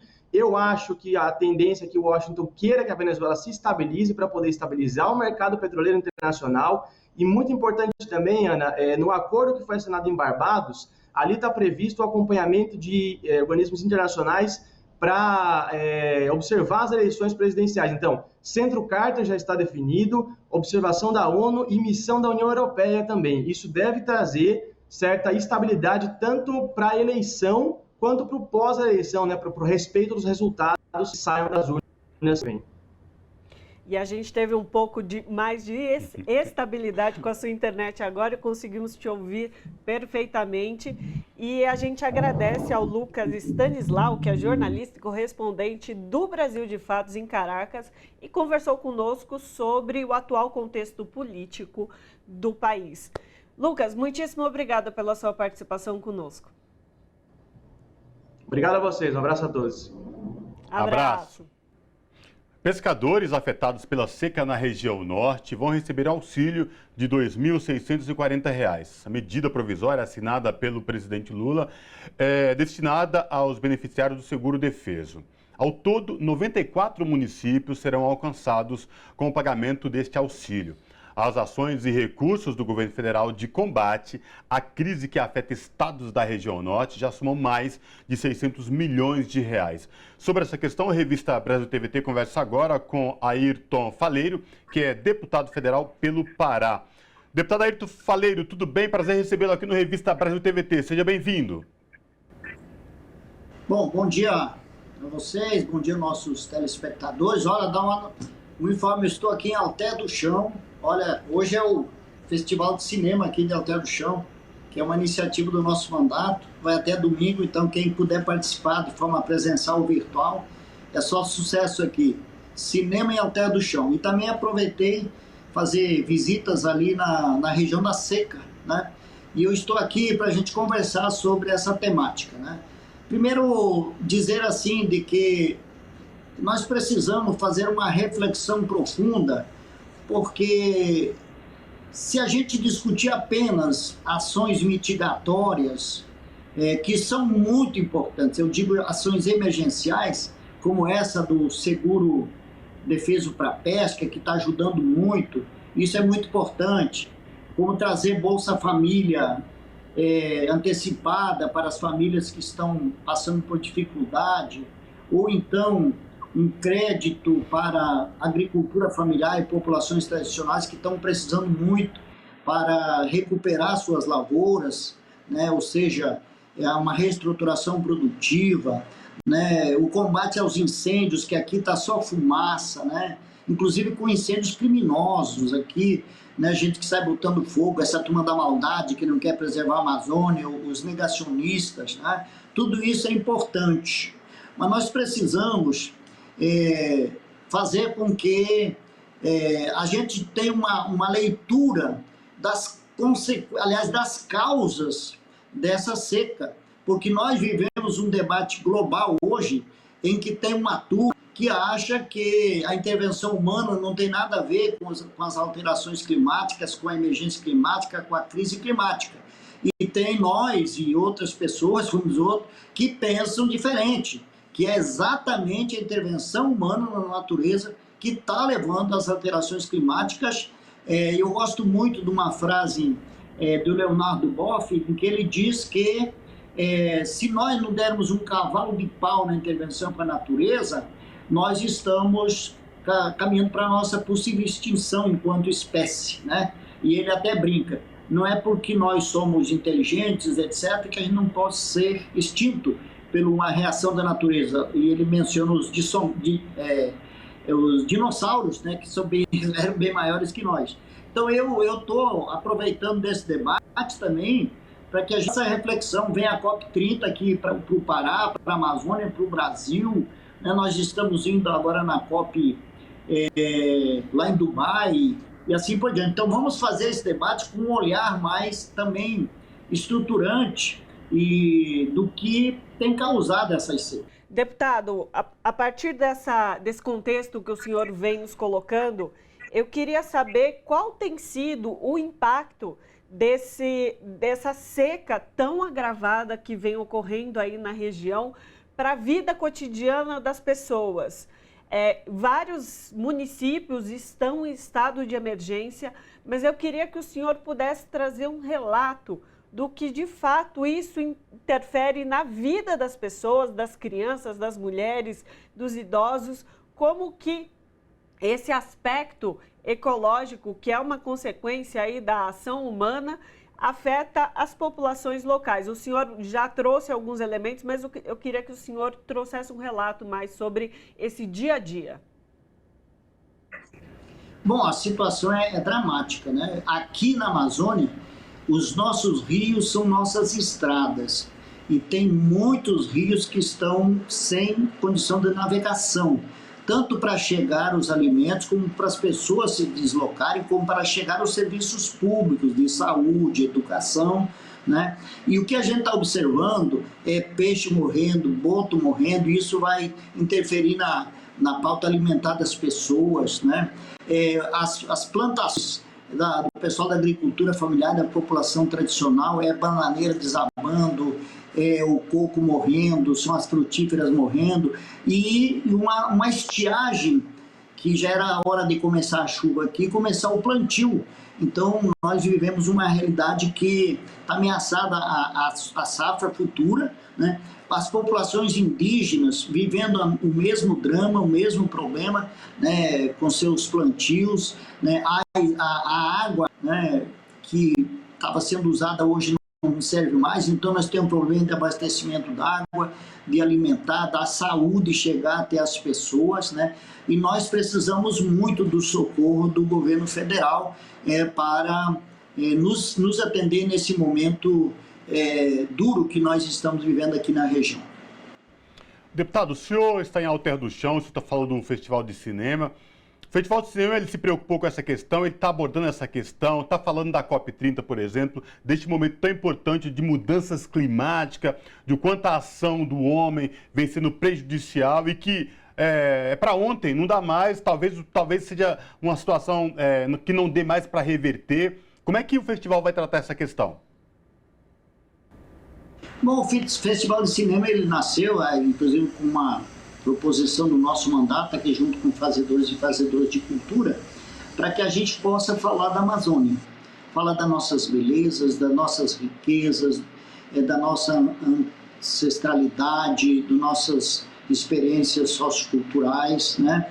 Mas principalmente para debater os grandes temas, né? E esse festival, ele traz com força a crise climática, a COP30, né?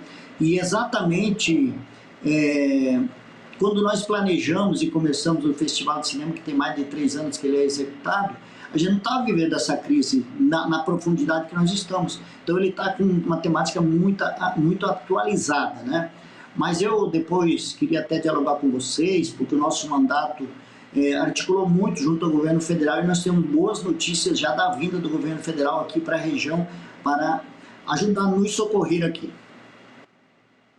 Então, se o senhor quiser exatamente falar sobre isso, sobre a ação dos governos, não só do governo federal, mas como tem se organizado também os governos estaduais desses estados do norte para aí evitar piores consequências dessa seca, e não só da seca, né, deputado? A gente vem sofrendo também com aquecimento na região, uma alta de temperatura na região também, que interfere não só na vida dos humanos, mas também nas condições de trabalho, que essas pessoas trabalham muito ligados à terra, então modifica totalmente um ecossistema não só de vida, mas de trabalho. Queria que o senhor, então, pudesse falar dessa atuação do governo federal e do governo estaduais também. É bom entender que ano de El Niño, que é o nosso caso, né, por si só, mas as alterações climáticas são globais e cada vez mais de forma frequente, né, e prolongada, essa situação altera uma coisa fundamental na Amazônia, porque na Amazônia, mesmo que não esteja chovendo, a umidade do ar é alta, né? Você estando na sombra, você não sente calor. Daqui nós estamos vivendo outra realidade. Além da falta da chuva, a falta de umidade no ar, né? Isso altera o pH dos rios, altera tudo, né? Altera as condições de trabalho, como você mencionou, né? E o que nós estamos observando, e o nosso mandato tem feito um trabalho muito grande sobre isso, primeiro, chamar a atenção dos municípios. Começa pelo município. O município tem que decretar o estado de emergência ou de calamidade pública para que os governadores reconheçam esse estado. E teve alguns lugares que os municípios demoraram a fazer isso, né? Alguns lugares que o estado demorou a fazer isso, né? Mas graças a Deus a coisa andou mais, né? E além de decretar agora o estado de emergência, né, nós precisamos fazer esse atendimento inicial. A boa notícia que eu tenho é que, assim como foi feito no Amazonas, e eu parabenizo o governo do presidente Lula, que tanto aqui no norte como lá no sul do Brasil, que é o contraste, né, que são as enchentes lá, né, as chuvas, tem reagido bem. Nós temos agora a confirmação na próxima terça-feira, dia 7 de novembro, a vinda aqui do ministro Valdez, que é o responsável pela Defesa Civil, né, que ele é da integração regional, o ministro Jader Filho, que é das cidades, e nós estamos articulando para que outros ministérios venham juntos para cá. Por exemplo, o Ministério do Desenvolvimento Agrário, que tem que socorrer a agricultura familiar, Ministério dos Povos Indígenas, Ministério do Meio Ambiente, né, que esteja aqui conosco, Ministério do Desenvolvimento Social. Eu estive pessoalmente com o ministro Wellington Dias, né, para que a gente tenha aqui uma ação de governo, não pode ser a ação de um ministério ou dois, uma ação de governo para socorrer a turma aqui. E eu estou também trabalhando, até amanhã tem uma reunião aqui com as organizações sociais, para que a gente avance também numa proposição mais concreta, porque é difícil também para o governo agir, mesmo que tenha os decretos de emergência, mas para atender quem tem o conhecimento local e que tem que dizer para o governo onde o calo está apertando, né?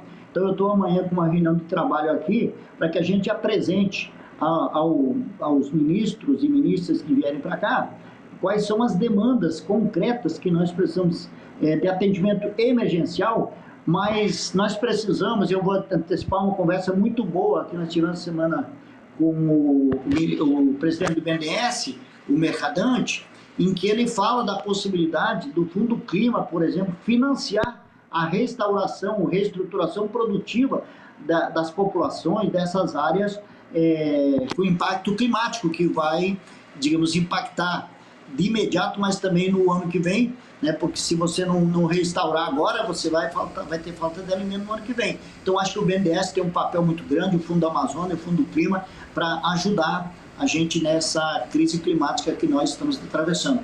Eu estava até meio assim preocupado, porque eu fiz muitas articulações e o pessoal aqui cobrando a vinda do governo federal no Pará e estava demorando, mas graças a Deus hoje eu recebi a notícia que eles confirmaram, nos informaram que estão vindo aqui na terça-feira, agora dia 7, em Santarém, porque Santarém é o município polo da região mais afetada com a seca no estado do Pará. É isso. Conversamos com o Ayrton Faleiro, que é deputado federal pelo estado do Pará. Deputado, muitíssimo obrigado pela sua participação conosco aqui hoje. Eu que agradeço a oportunidade de divulgar o que está acontecendo e também, ao mesmo tempo, falar da cidade e do socorro que precisamos agora do governo federal e do governo do estado também. O governo do estado tem que estar junto nessa empreitada. Com certeza. Abraço. Abraço. E agora a gente faz um breve intervalo e volta daqui a pouco.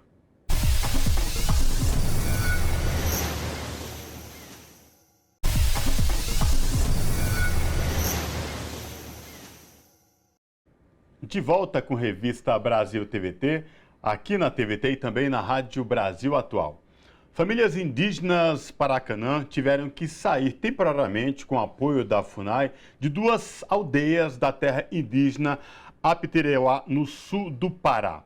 Os indígenas temem retaliações dos invasores em consequência da operação de desintrusão do território indígena deflagrado pelo governo federal no início de outubro e que continua em andamento sem prazo para acabar. Para falar com a gente sobre essa questão, nós conversamos agora com Paulo Maldos, que é psicólogo e defensor dos direitos indígenas. Paulo Maldos, seja bem-vindo à Revista Brasil TVT, tudo bem? Tudo bem. Paulo, vamos falar então dessa questão da desintrusão do território indígena no estado do Pará, que vem sendo ganhando bastante repercussão. O governo federal entrou com uma ação no início de outubro, mas a gente sabe que existe pressão de vários setores aí contra essa retirada desses invasores. Você, que é defensor e psicólogo, defensor dos direitos dos povos indígenas, queria te ouvir sobre essa questão, como é que você avalia, traz um relato para a gente aí dessa ação do governo federal de desintrusão aí do território indígena. Bom, em primeiro lugar, boa tarde. Agradeço muito esse espaço aqui com a TVT. Eu gostaria de iniciar falando um pouco da importância da desintrusão, né? Desintrusão, assim, eu avalio como das ações mais nobres do Estado brasileiro, né? Porque o Estado se movimentando com seus servidores, com seus recursos, né?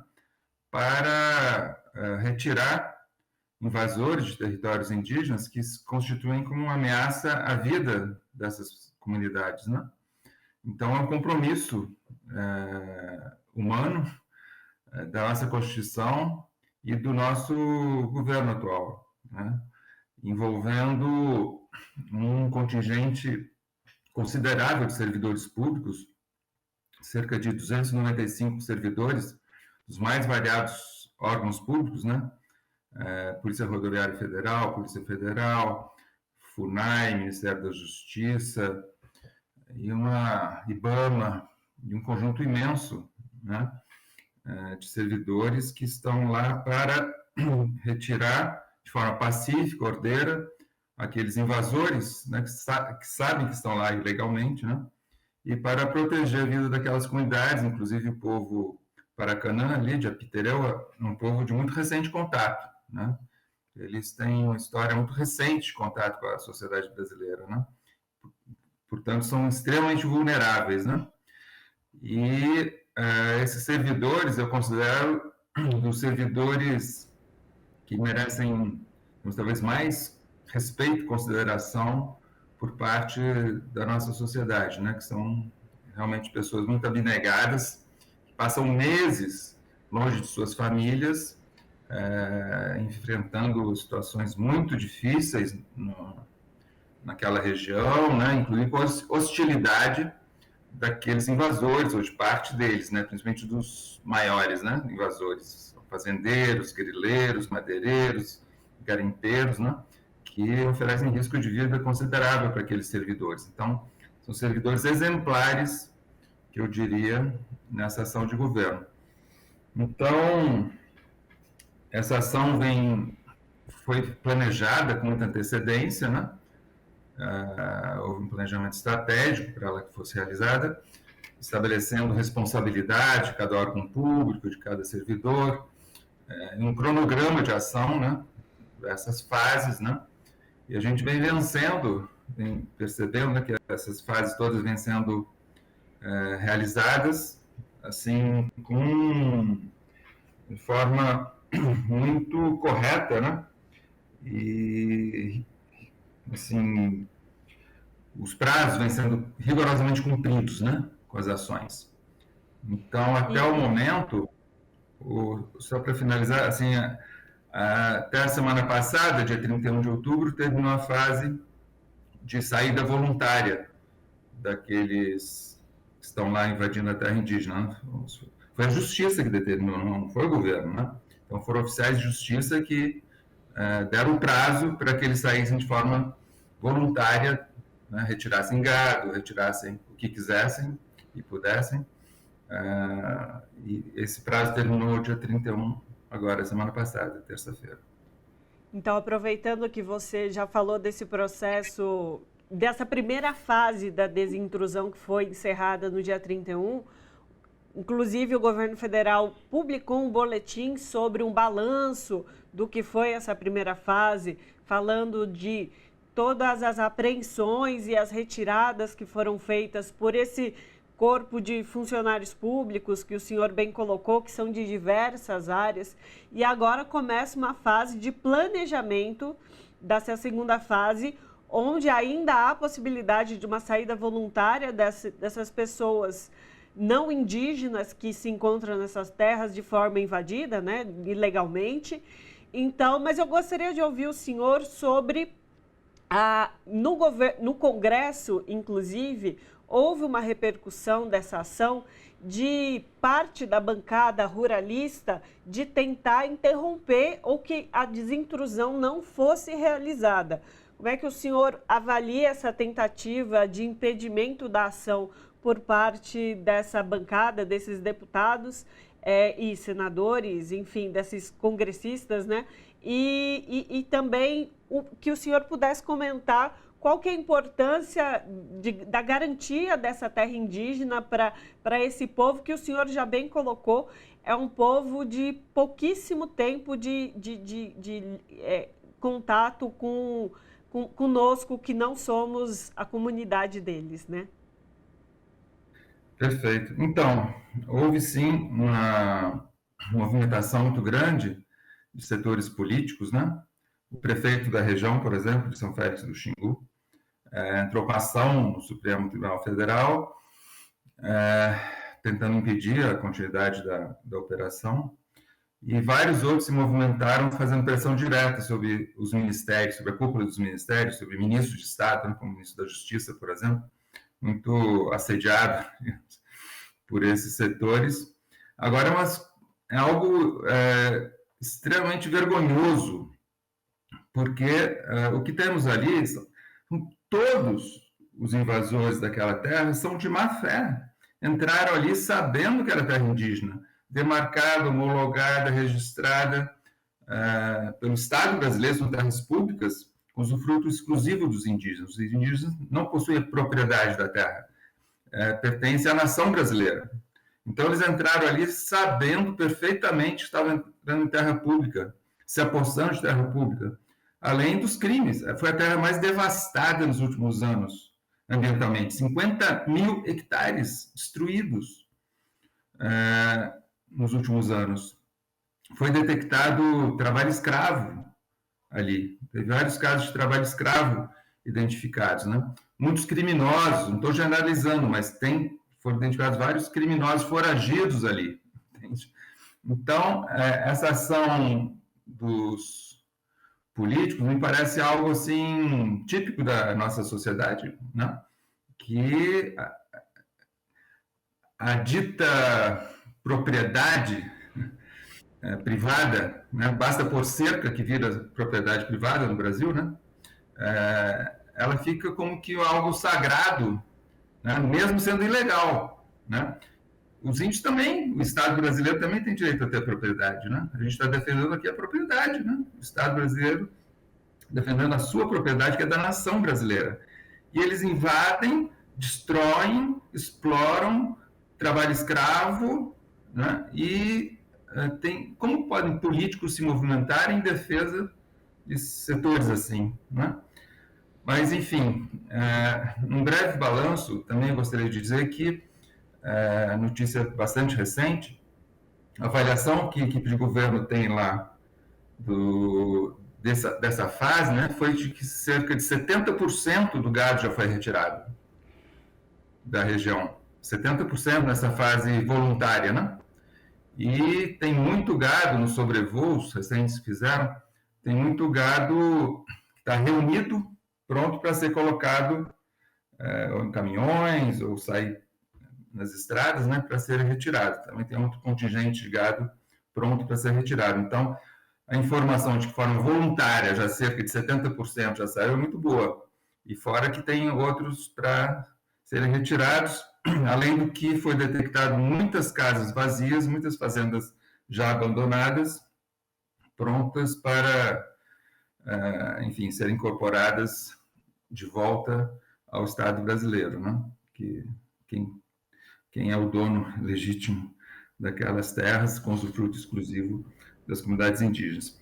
Mas, infelizmente, essa movimentação desses setores na tentativa de proteger os invasores não deu certo. O ministro Barroso, Luiz Barroso, ele rejeitou 2 ações a semana passada, dia 31 de outubro e dia 1º de novembro. 2 ações tinham essa finalidade de estancar, suspender a continuidade da desintrusão. Foram, digamos, o conteúdo do ministro Barroso foi excelente nesses documentos que ele produziu, rejeitando a suspensão, né? Reafirmando os direitos indígenas, reafirmando o processo todo, elogiando e lembrando todo o planejamento feito, que foi aprovado e homologado pelo Supremo Tribunal Federal. Todo o planejamento feito pela equipe de governo foi aprovada, todo o planejamento foi aprovado e homologado pelo ministro Barroso, né? E rejeitou as 2 ações. Mas eles, não satisfeitos, continuaram com pressão violenta sobre esses setores do governo brasileiro, e a gente vê com preocupação alguns sinais de inibição, sabe? Nesses últimos dias, estou me referindo realmente aos últimos 2 dias, 3, certa inibição em ir a campo e tal, talvez com receio, né? Com a violência verbal que acompanha essa atuação dos políticos. E, não sei se vocês viram, circulou um vazamento de conversas telefônicas entre invasores, grandes invasores, né, falando de compra de armas nos Estados Unidos para armar armadilhas e atacar as forças, os servidores que estão ali presentes, né?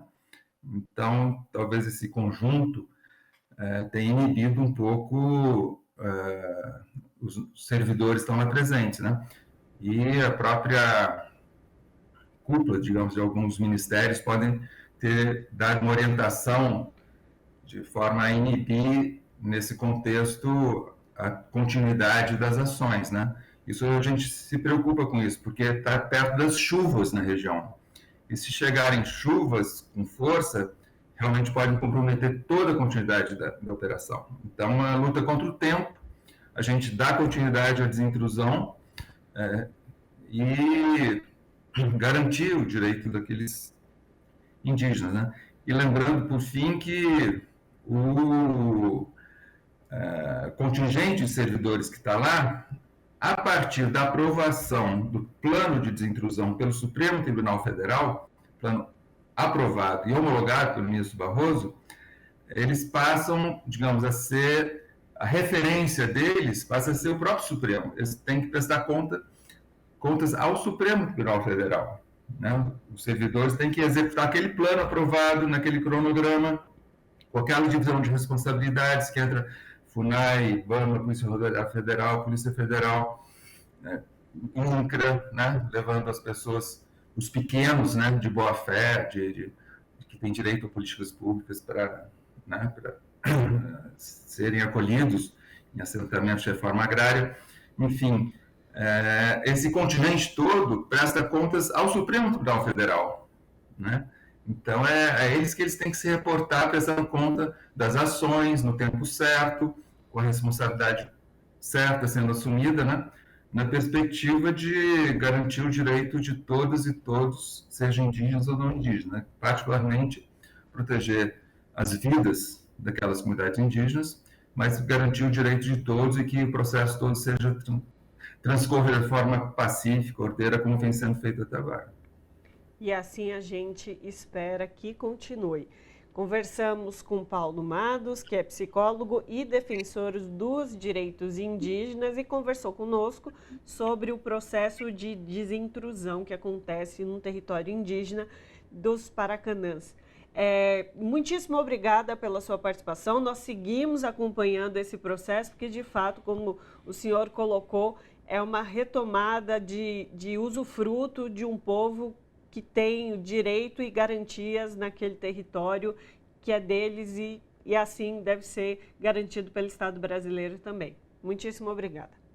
Eu gostaria de agradecer esse espaço da TVT e de você, entrevistador, e um tema tão relevante que é a vida dos nossos povos originários, né, quem a gente deve tanto e a nossa Constituição garante, né? Então, é um tema muito relevante. Eu agradeço a TVT e a vocês por esse espaço. Abraço. No nosso momento cultural, vamos falar do legado de Danilo Santos de Miranda para a cultura do Brasil. Sociólogo, filósofo e ex-seminarista, ele dedicou 55 anos de sua vida ao Serviço Social do Comércio, que é o SESC, aqui de São Paulo, e que transformou a entidade ligada ao setor do comércio uma das maiores potências da cultura do país. Ele morreu no final de outubro, aos 80 anos, em São Paulo. E sobre o legado de Danilo Santos de Miranda, a revista Brasil TVT conversa agora com Paulo Betti, nosso ator, diretor teatral. Paulo, obrigado por falar com a gente aqui no Revista Brasil TVT. É uma honra te ter aqui com a gente para falar do Danilo Santos de Miranda. Tudo bem? Seja bem-vindo. Muito obrigado, Cosmo. Obrigado, Ana. Eu estou muito feliz aqui. Eu acho que quase tudo já foi dito, não é? Sobre o Danilo Santos Miranda, né? Porque a dimensão do Danilo, acho que foi realmente correspondida pelas matérias que eu li nos jornais, que eu vi na televisão. Eu tive uma relação muito positiva e muito boa com o SESC. Quando eu cheguei em São Paulo, em 71 mais ou menos, eu me tornei sócio do SESC. Sócio, né? Tinha carteirinha, eu até ia pegar a carteirinha para mostrar para vocês minha carteirinha do SESC. E no SESC, ali na rua Doutor Villanova, onde tem o Teatro Anchieta. Então, eu trabalhei no Teatro Anchieta. Eu fiz também uma peça de teatro que foi apresentada no Teatro Anchieta, num festival de teatro amador, uma das primeiras peças que eu fiz na minha vida. E o Danilo já estava nessa origem ali, do Teatro Anchieta. Hoje parece que chama-se Sesc Consolação, né? Mas era Teatro Anchieta, Sesc Doutor Villanova. Eu acho que, assim, só a quantidade de SESC, Danilo abriu em São Paulo, né? Mais de 30, 40 SESC que ele criou, né? Conceito do SESC, né? De você ter um lugar onde você, do lazer, onde você tem a cultura, onde você tem a livraria, onde você tem a comedoria.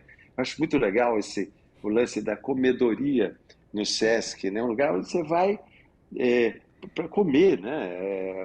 Ter uma refeição digna, num preço ótimo. Então, tudo isso junto, é tudo... eu espero, sinceramente, que o Danilo tenha preparado a sucessão dele, porque a falta do Danilo é assustadora para a gente, né? Para nós artistas, porque você tem 30 lugares no estado de São Paulo onde você pode fazer o seu show, onde você pode fazer sua peça de teatro. Tem a editora do SESC, né?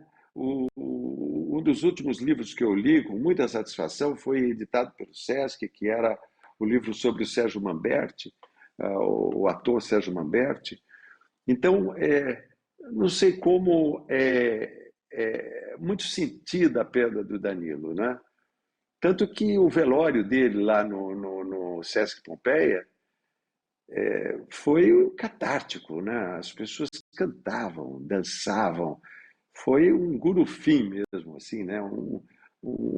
Digno de um homem que entendia o valor da arte, né? Entendia o valor da cultura, né? E dedicou toda a sua vida para isso. Eu acho que... Não sei o que mais eu posso dizer, mas a minha experiência com o SESC também...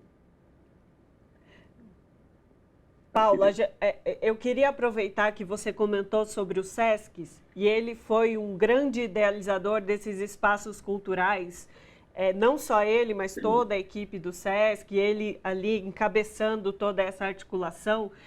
Mas uma visão que ele tinha, e muitas vezes ele falou desse lugar que ele entendia que os espaços de cultura da cidade não poderiam ser um oásis fechado, mas sim deviam ser como ágoras que espelhassem a comunidade, que espelhassem o seu arredor e que fossem elementos da cidadania. Então, queria que você comentasse um pouco esse legado que ele deixa a partir desse inúmeros SESCs, inclusive tem outros já sendo organizados não só na cidade de São Paulo, mas em cidades outras aqui do estado, e fora do estado também há sedes do SESC, mas desse lugar onde a cultura e a cidadania se encontram, que era um grande pensamento do Danilo. Eu acho que é o exemplo, né? O que ele deixa é um exemplo, né? Porque existem SESCs no Brasil inteiro. Eu tenho feito minha peça em muitos SESCs por aí, nesses últimos tempos, e o Danilo é o exemplo de todos, né? Assim, mesmo que a gerência dele estivesse circunscrita ao estado de São Paulo, o fato do respeito que os artistas têm, e tudo que se fala e tudo que se vê em torno do SESC de São Paulo acaba refletindo e mandando isso para os outros SESCs também, para que eles se mirem, né, nessa ideia do Danilo de que fosse uma ágora, né, que fosse aberto. E você vê mesmo uma diversidade quando você entra no SESC. Você vai ver um espetáculo, você vê o público e você vê que é gente de todo lugar, né, que vem da periferia para ocupar esses lugares, né, que são muito bons. São Paulo tem além do SESC, tem o CELS, que não está ligado ao SESC, mas que tem mais de 30 CELS em São Paulo. Espero que eles estejam ativos. Porque o que tem no SESC? Tem um lugar para os velhos fazerem sua hidroginástica, para se encontrar, para bater um papo, para ter um curso de teatro, para ter um curso de tricô, para ter uma peça do Gerald Thomas, para ter uma peça do Bob Wilson, para ter um espetáculo de tambores da Bahia. Então, é uma programação assim que você abre o jornal e vê as coisas que acontecem ali no Sesc o tempo todo, shows, né? Então, e dentro dessa ideia do Danilo de produzir também. Isso que é bacana. Não só exibir, mas produzir. Então, ele meteu a mão na massa, né? E ele produziu peças, né? Agora mesmo tem uma peça do Gerald Thomas, que é a produção do Sesc, né? E é uma peça provavelmente de teatro experimental, não é uma peça de teatro comercial, não é? Então, esse risco que o Danilo se propunha correr, né, de compreender a arte. Não é à toa que ele era muito bem relacionado com alguns artistas polêmicos, digamos assim, né? Ele tinha essa compreensão. Você vê, quando ele morreu, foi uma avalanche de postagens, né?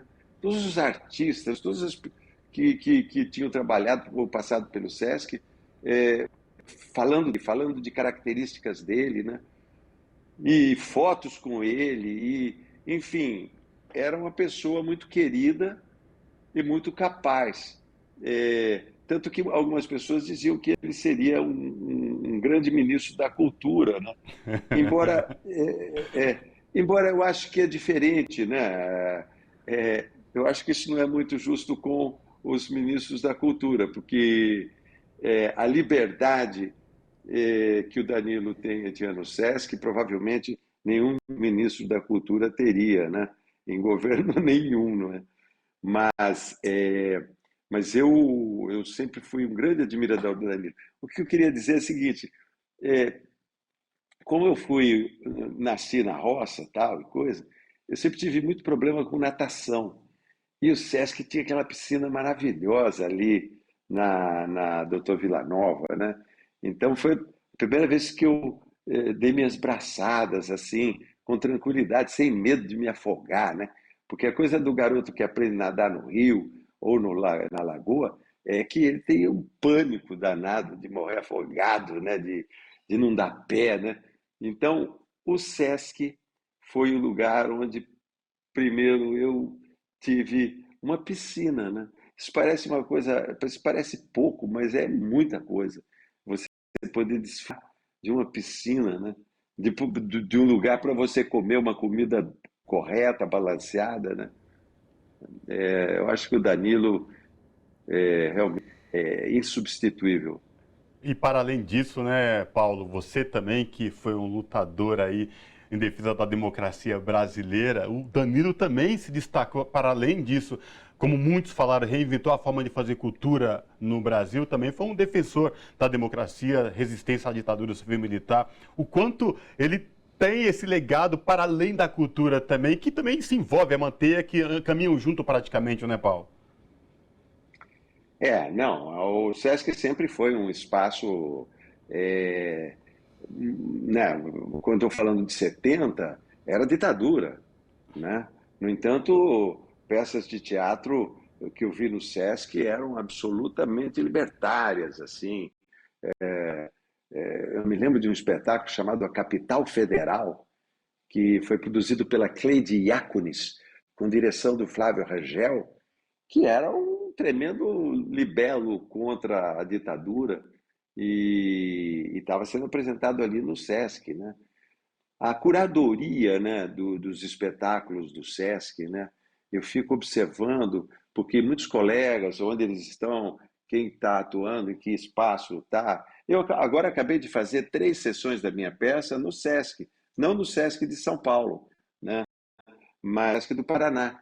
Então, essa ideia do Sesc, né, como um lugar exemplar de que vale a pena o investimento financeiro na cultura, de que a cultura rende dividendos, quer dizer, que cada real investido na cultura dá um retorno de 7 reais. A cultura é mais sustentável do que a indústria automobilística, do que a indústria farmacêutica. Ela tem mais importância dentro do nosso PIB do que esses setores. Então, e não sou eu que digo isso, são as pesquisas que mostram, né? Quer dizer, tem um valor inestimável, né? E o Danilo era o cara que transitava dentro desse mundo, né? Por exemplo, o Teatro Brasileiro de Comédia é um dos que vão ser restaurados agora e incorporados ao patrimônio do Sesc. Puxa, isso é uma coisa genial, né? Quer dizer, a história do teatro brasileiro, um dos palcos mais importantes da história do teatro brasileiro, sendo abraçado por uma instituição poderosa como o Sesc e garantida ali a sua perpetuação ali como espaço cênico. Isso, para mim, tem um valor inestimável. Quando soube que o TBC, Teatro Brasileiro de Comédia, que fica na rua Major Diogo, em São Paulo, ia ser incorporado ao patrimônio e ao equipamento do Sesc, eu falei assim, gente, que somente um homem que tem uma visão dessa que pode fazer, ter uma atitude dessa, né? Aproveitando, Paulo, a gente tem um minutinho final aqui, a gente não poderia perder a oportunidade de você também falar de seus próximos projetos. Você deu aí uma leve pincelada que você passou pelo Paraná, pelo SESC Paraná, mas quais são os próximas agendas aí de Paulo Betti?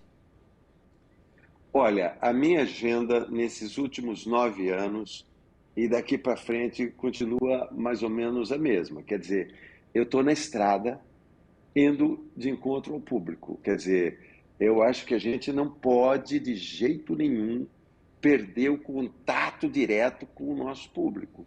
E isso estou falando da esquerda em geral. Quer dizer, a gente passou isso e perdemos uma eleição por nos distanciarmos, digamos assim, do público, do povão, de quem está a fim de te encontrar, de quem quer saber o que sabe. Portanto, eu tenho o meu projeto chama-se De Carona com a Cultura.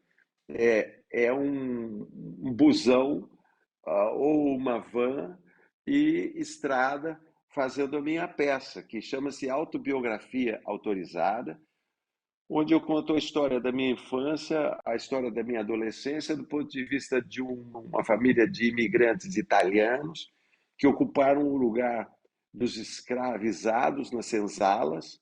Eu digo, e é real, que eu nasci numa senzala, porque os italianos ocuparam aquelas casas, aqueles cômodos grandes que eram as senzalas.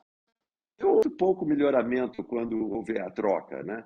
Dos negros pelos italianos nas senzalas, porque houve uma pintura, uma caiação, algum trato ali no chão e ali eu nasci numa senzala. Então, a minha peça fala sobre isso, sobre a importância do ensino público, como foi possível o desenvolvimento da minha intuição artística através do apoio da escola pública. E depois da peça, eu parto no corpo a corpo, porque hoje o público quer tirar fotografia, quer te abraçar, quer falar com você. Eu ofereço fotografia, eu estou andando na rua assim, tem alguém passando e fala assim, a pessoa me olha muito e fala assim, você está querendo fazer uma foto comigo, né? Aí, às vezes, tem pessoas que falam assim, não. Já tive alguns não. Mas 95% das pessoas falam assim, puxa, que bom, eu estava meio com vergonha de pedir. Daí, então, eu faço a foto e depois falo assim, me marca no Instagram. Me marca no Instagram que eu te reposto, né? Maravilha. Então, é isso, quer dizer, a minha ideia é a gente estar muito próximo do público. Nada substitui. Não tem propaganda política, não tem o que substitua você estar ali, né? Se você vai estar no lugar. Eu fiz 10 pontos aqui da periferia do Rio de Janeiro, comunidades, tal, com a minha peça, e não é que tem um público enorme, tem 300 pessoas, mas 300 pessoas são tocadas profundamente por uma peça de teatro. Você percebe que eles estão ali passando por um momento especial da vida deles. Que não é você aparecer na televisão, que não é você... Não, é você ali, é a pessoa poder se medir com você. Né? Depois que acaba a peça, então eu venho para a plateia e tal, a pessoa fica do meu lado. Uma vez eu tive a oportunidade de ficar ao lado do Pelé, Edson Arantes do Nascimento. Mal comparando, né? Quer dizer, eu podia me comparar com alguém mais modesto, talvez Tostão, né? Tostão. Aí você percebe que você não é tão menor que o Tostão, entende? E você fala assim, puxa vida, eu poderia, talvez, se eu jogasse um pouco melhor, ter tentado a carreira ali. E com a gente acontece isso, porque você está no palco, você tem as luzes, você tem uma história. Depois que acaba isso, esse contato realmente faz a diferença. Com certeza. Conversamos com Paulo Betti, ator e diretor teatral, sobre Danilo Miranda, que infelizmente perdemos essa semana, mas também nos deixou um grande legado no seu trabalho junto ao SESC, tanto na cultura como no bem-estar, como o Paulo bem disse, tem lá toda uma estrutura, uma ágora de acesso à população. Paulo, muitíssimo obrigada pela sua participação conosco, foi um prazer conversar contigo. Obrigado, Ana, obrigado, Cosmo. Evoé, Danilo. Evoé. Abraço.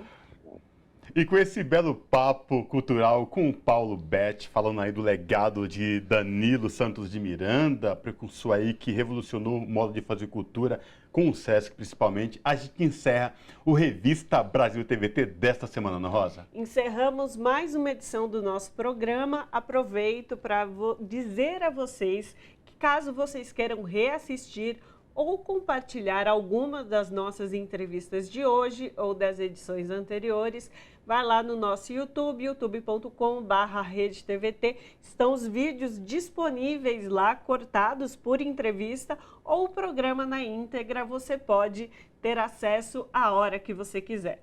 Forte abraço para quem nos acompanhou no dia de hoje. Lembrando, Danilo de Miranda, vamos aproveitar a cultura, a arte e o bem-estar nas nossas cidades. Até semana que vem.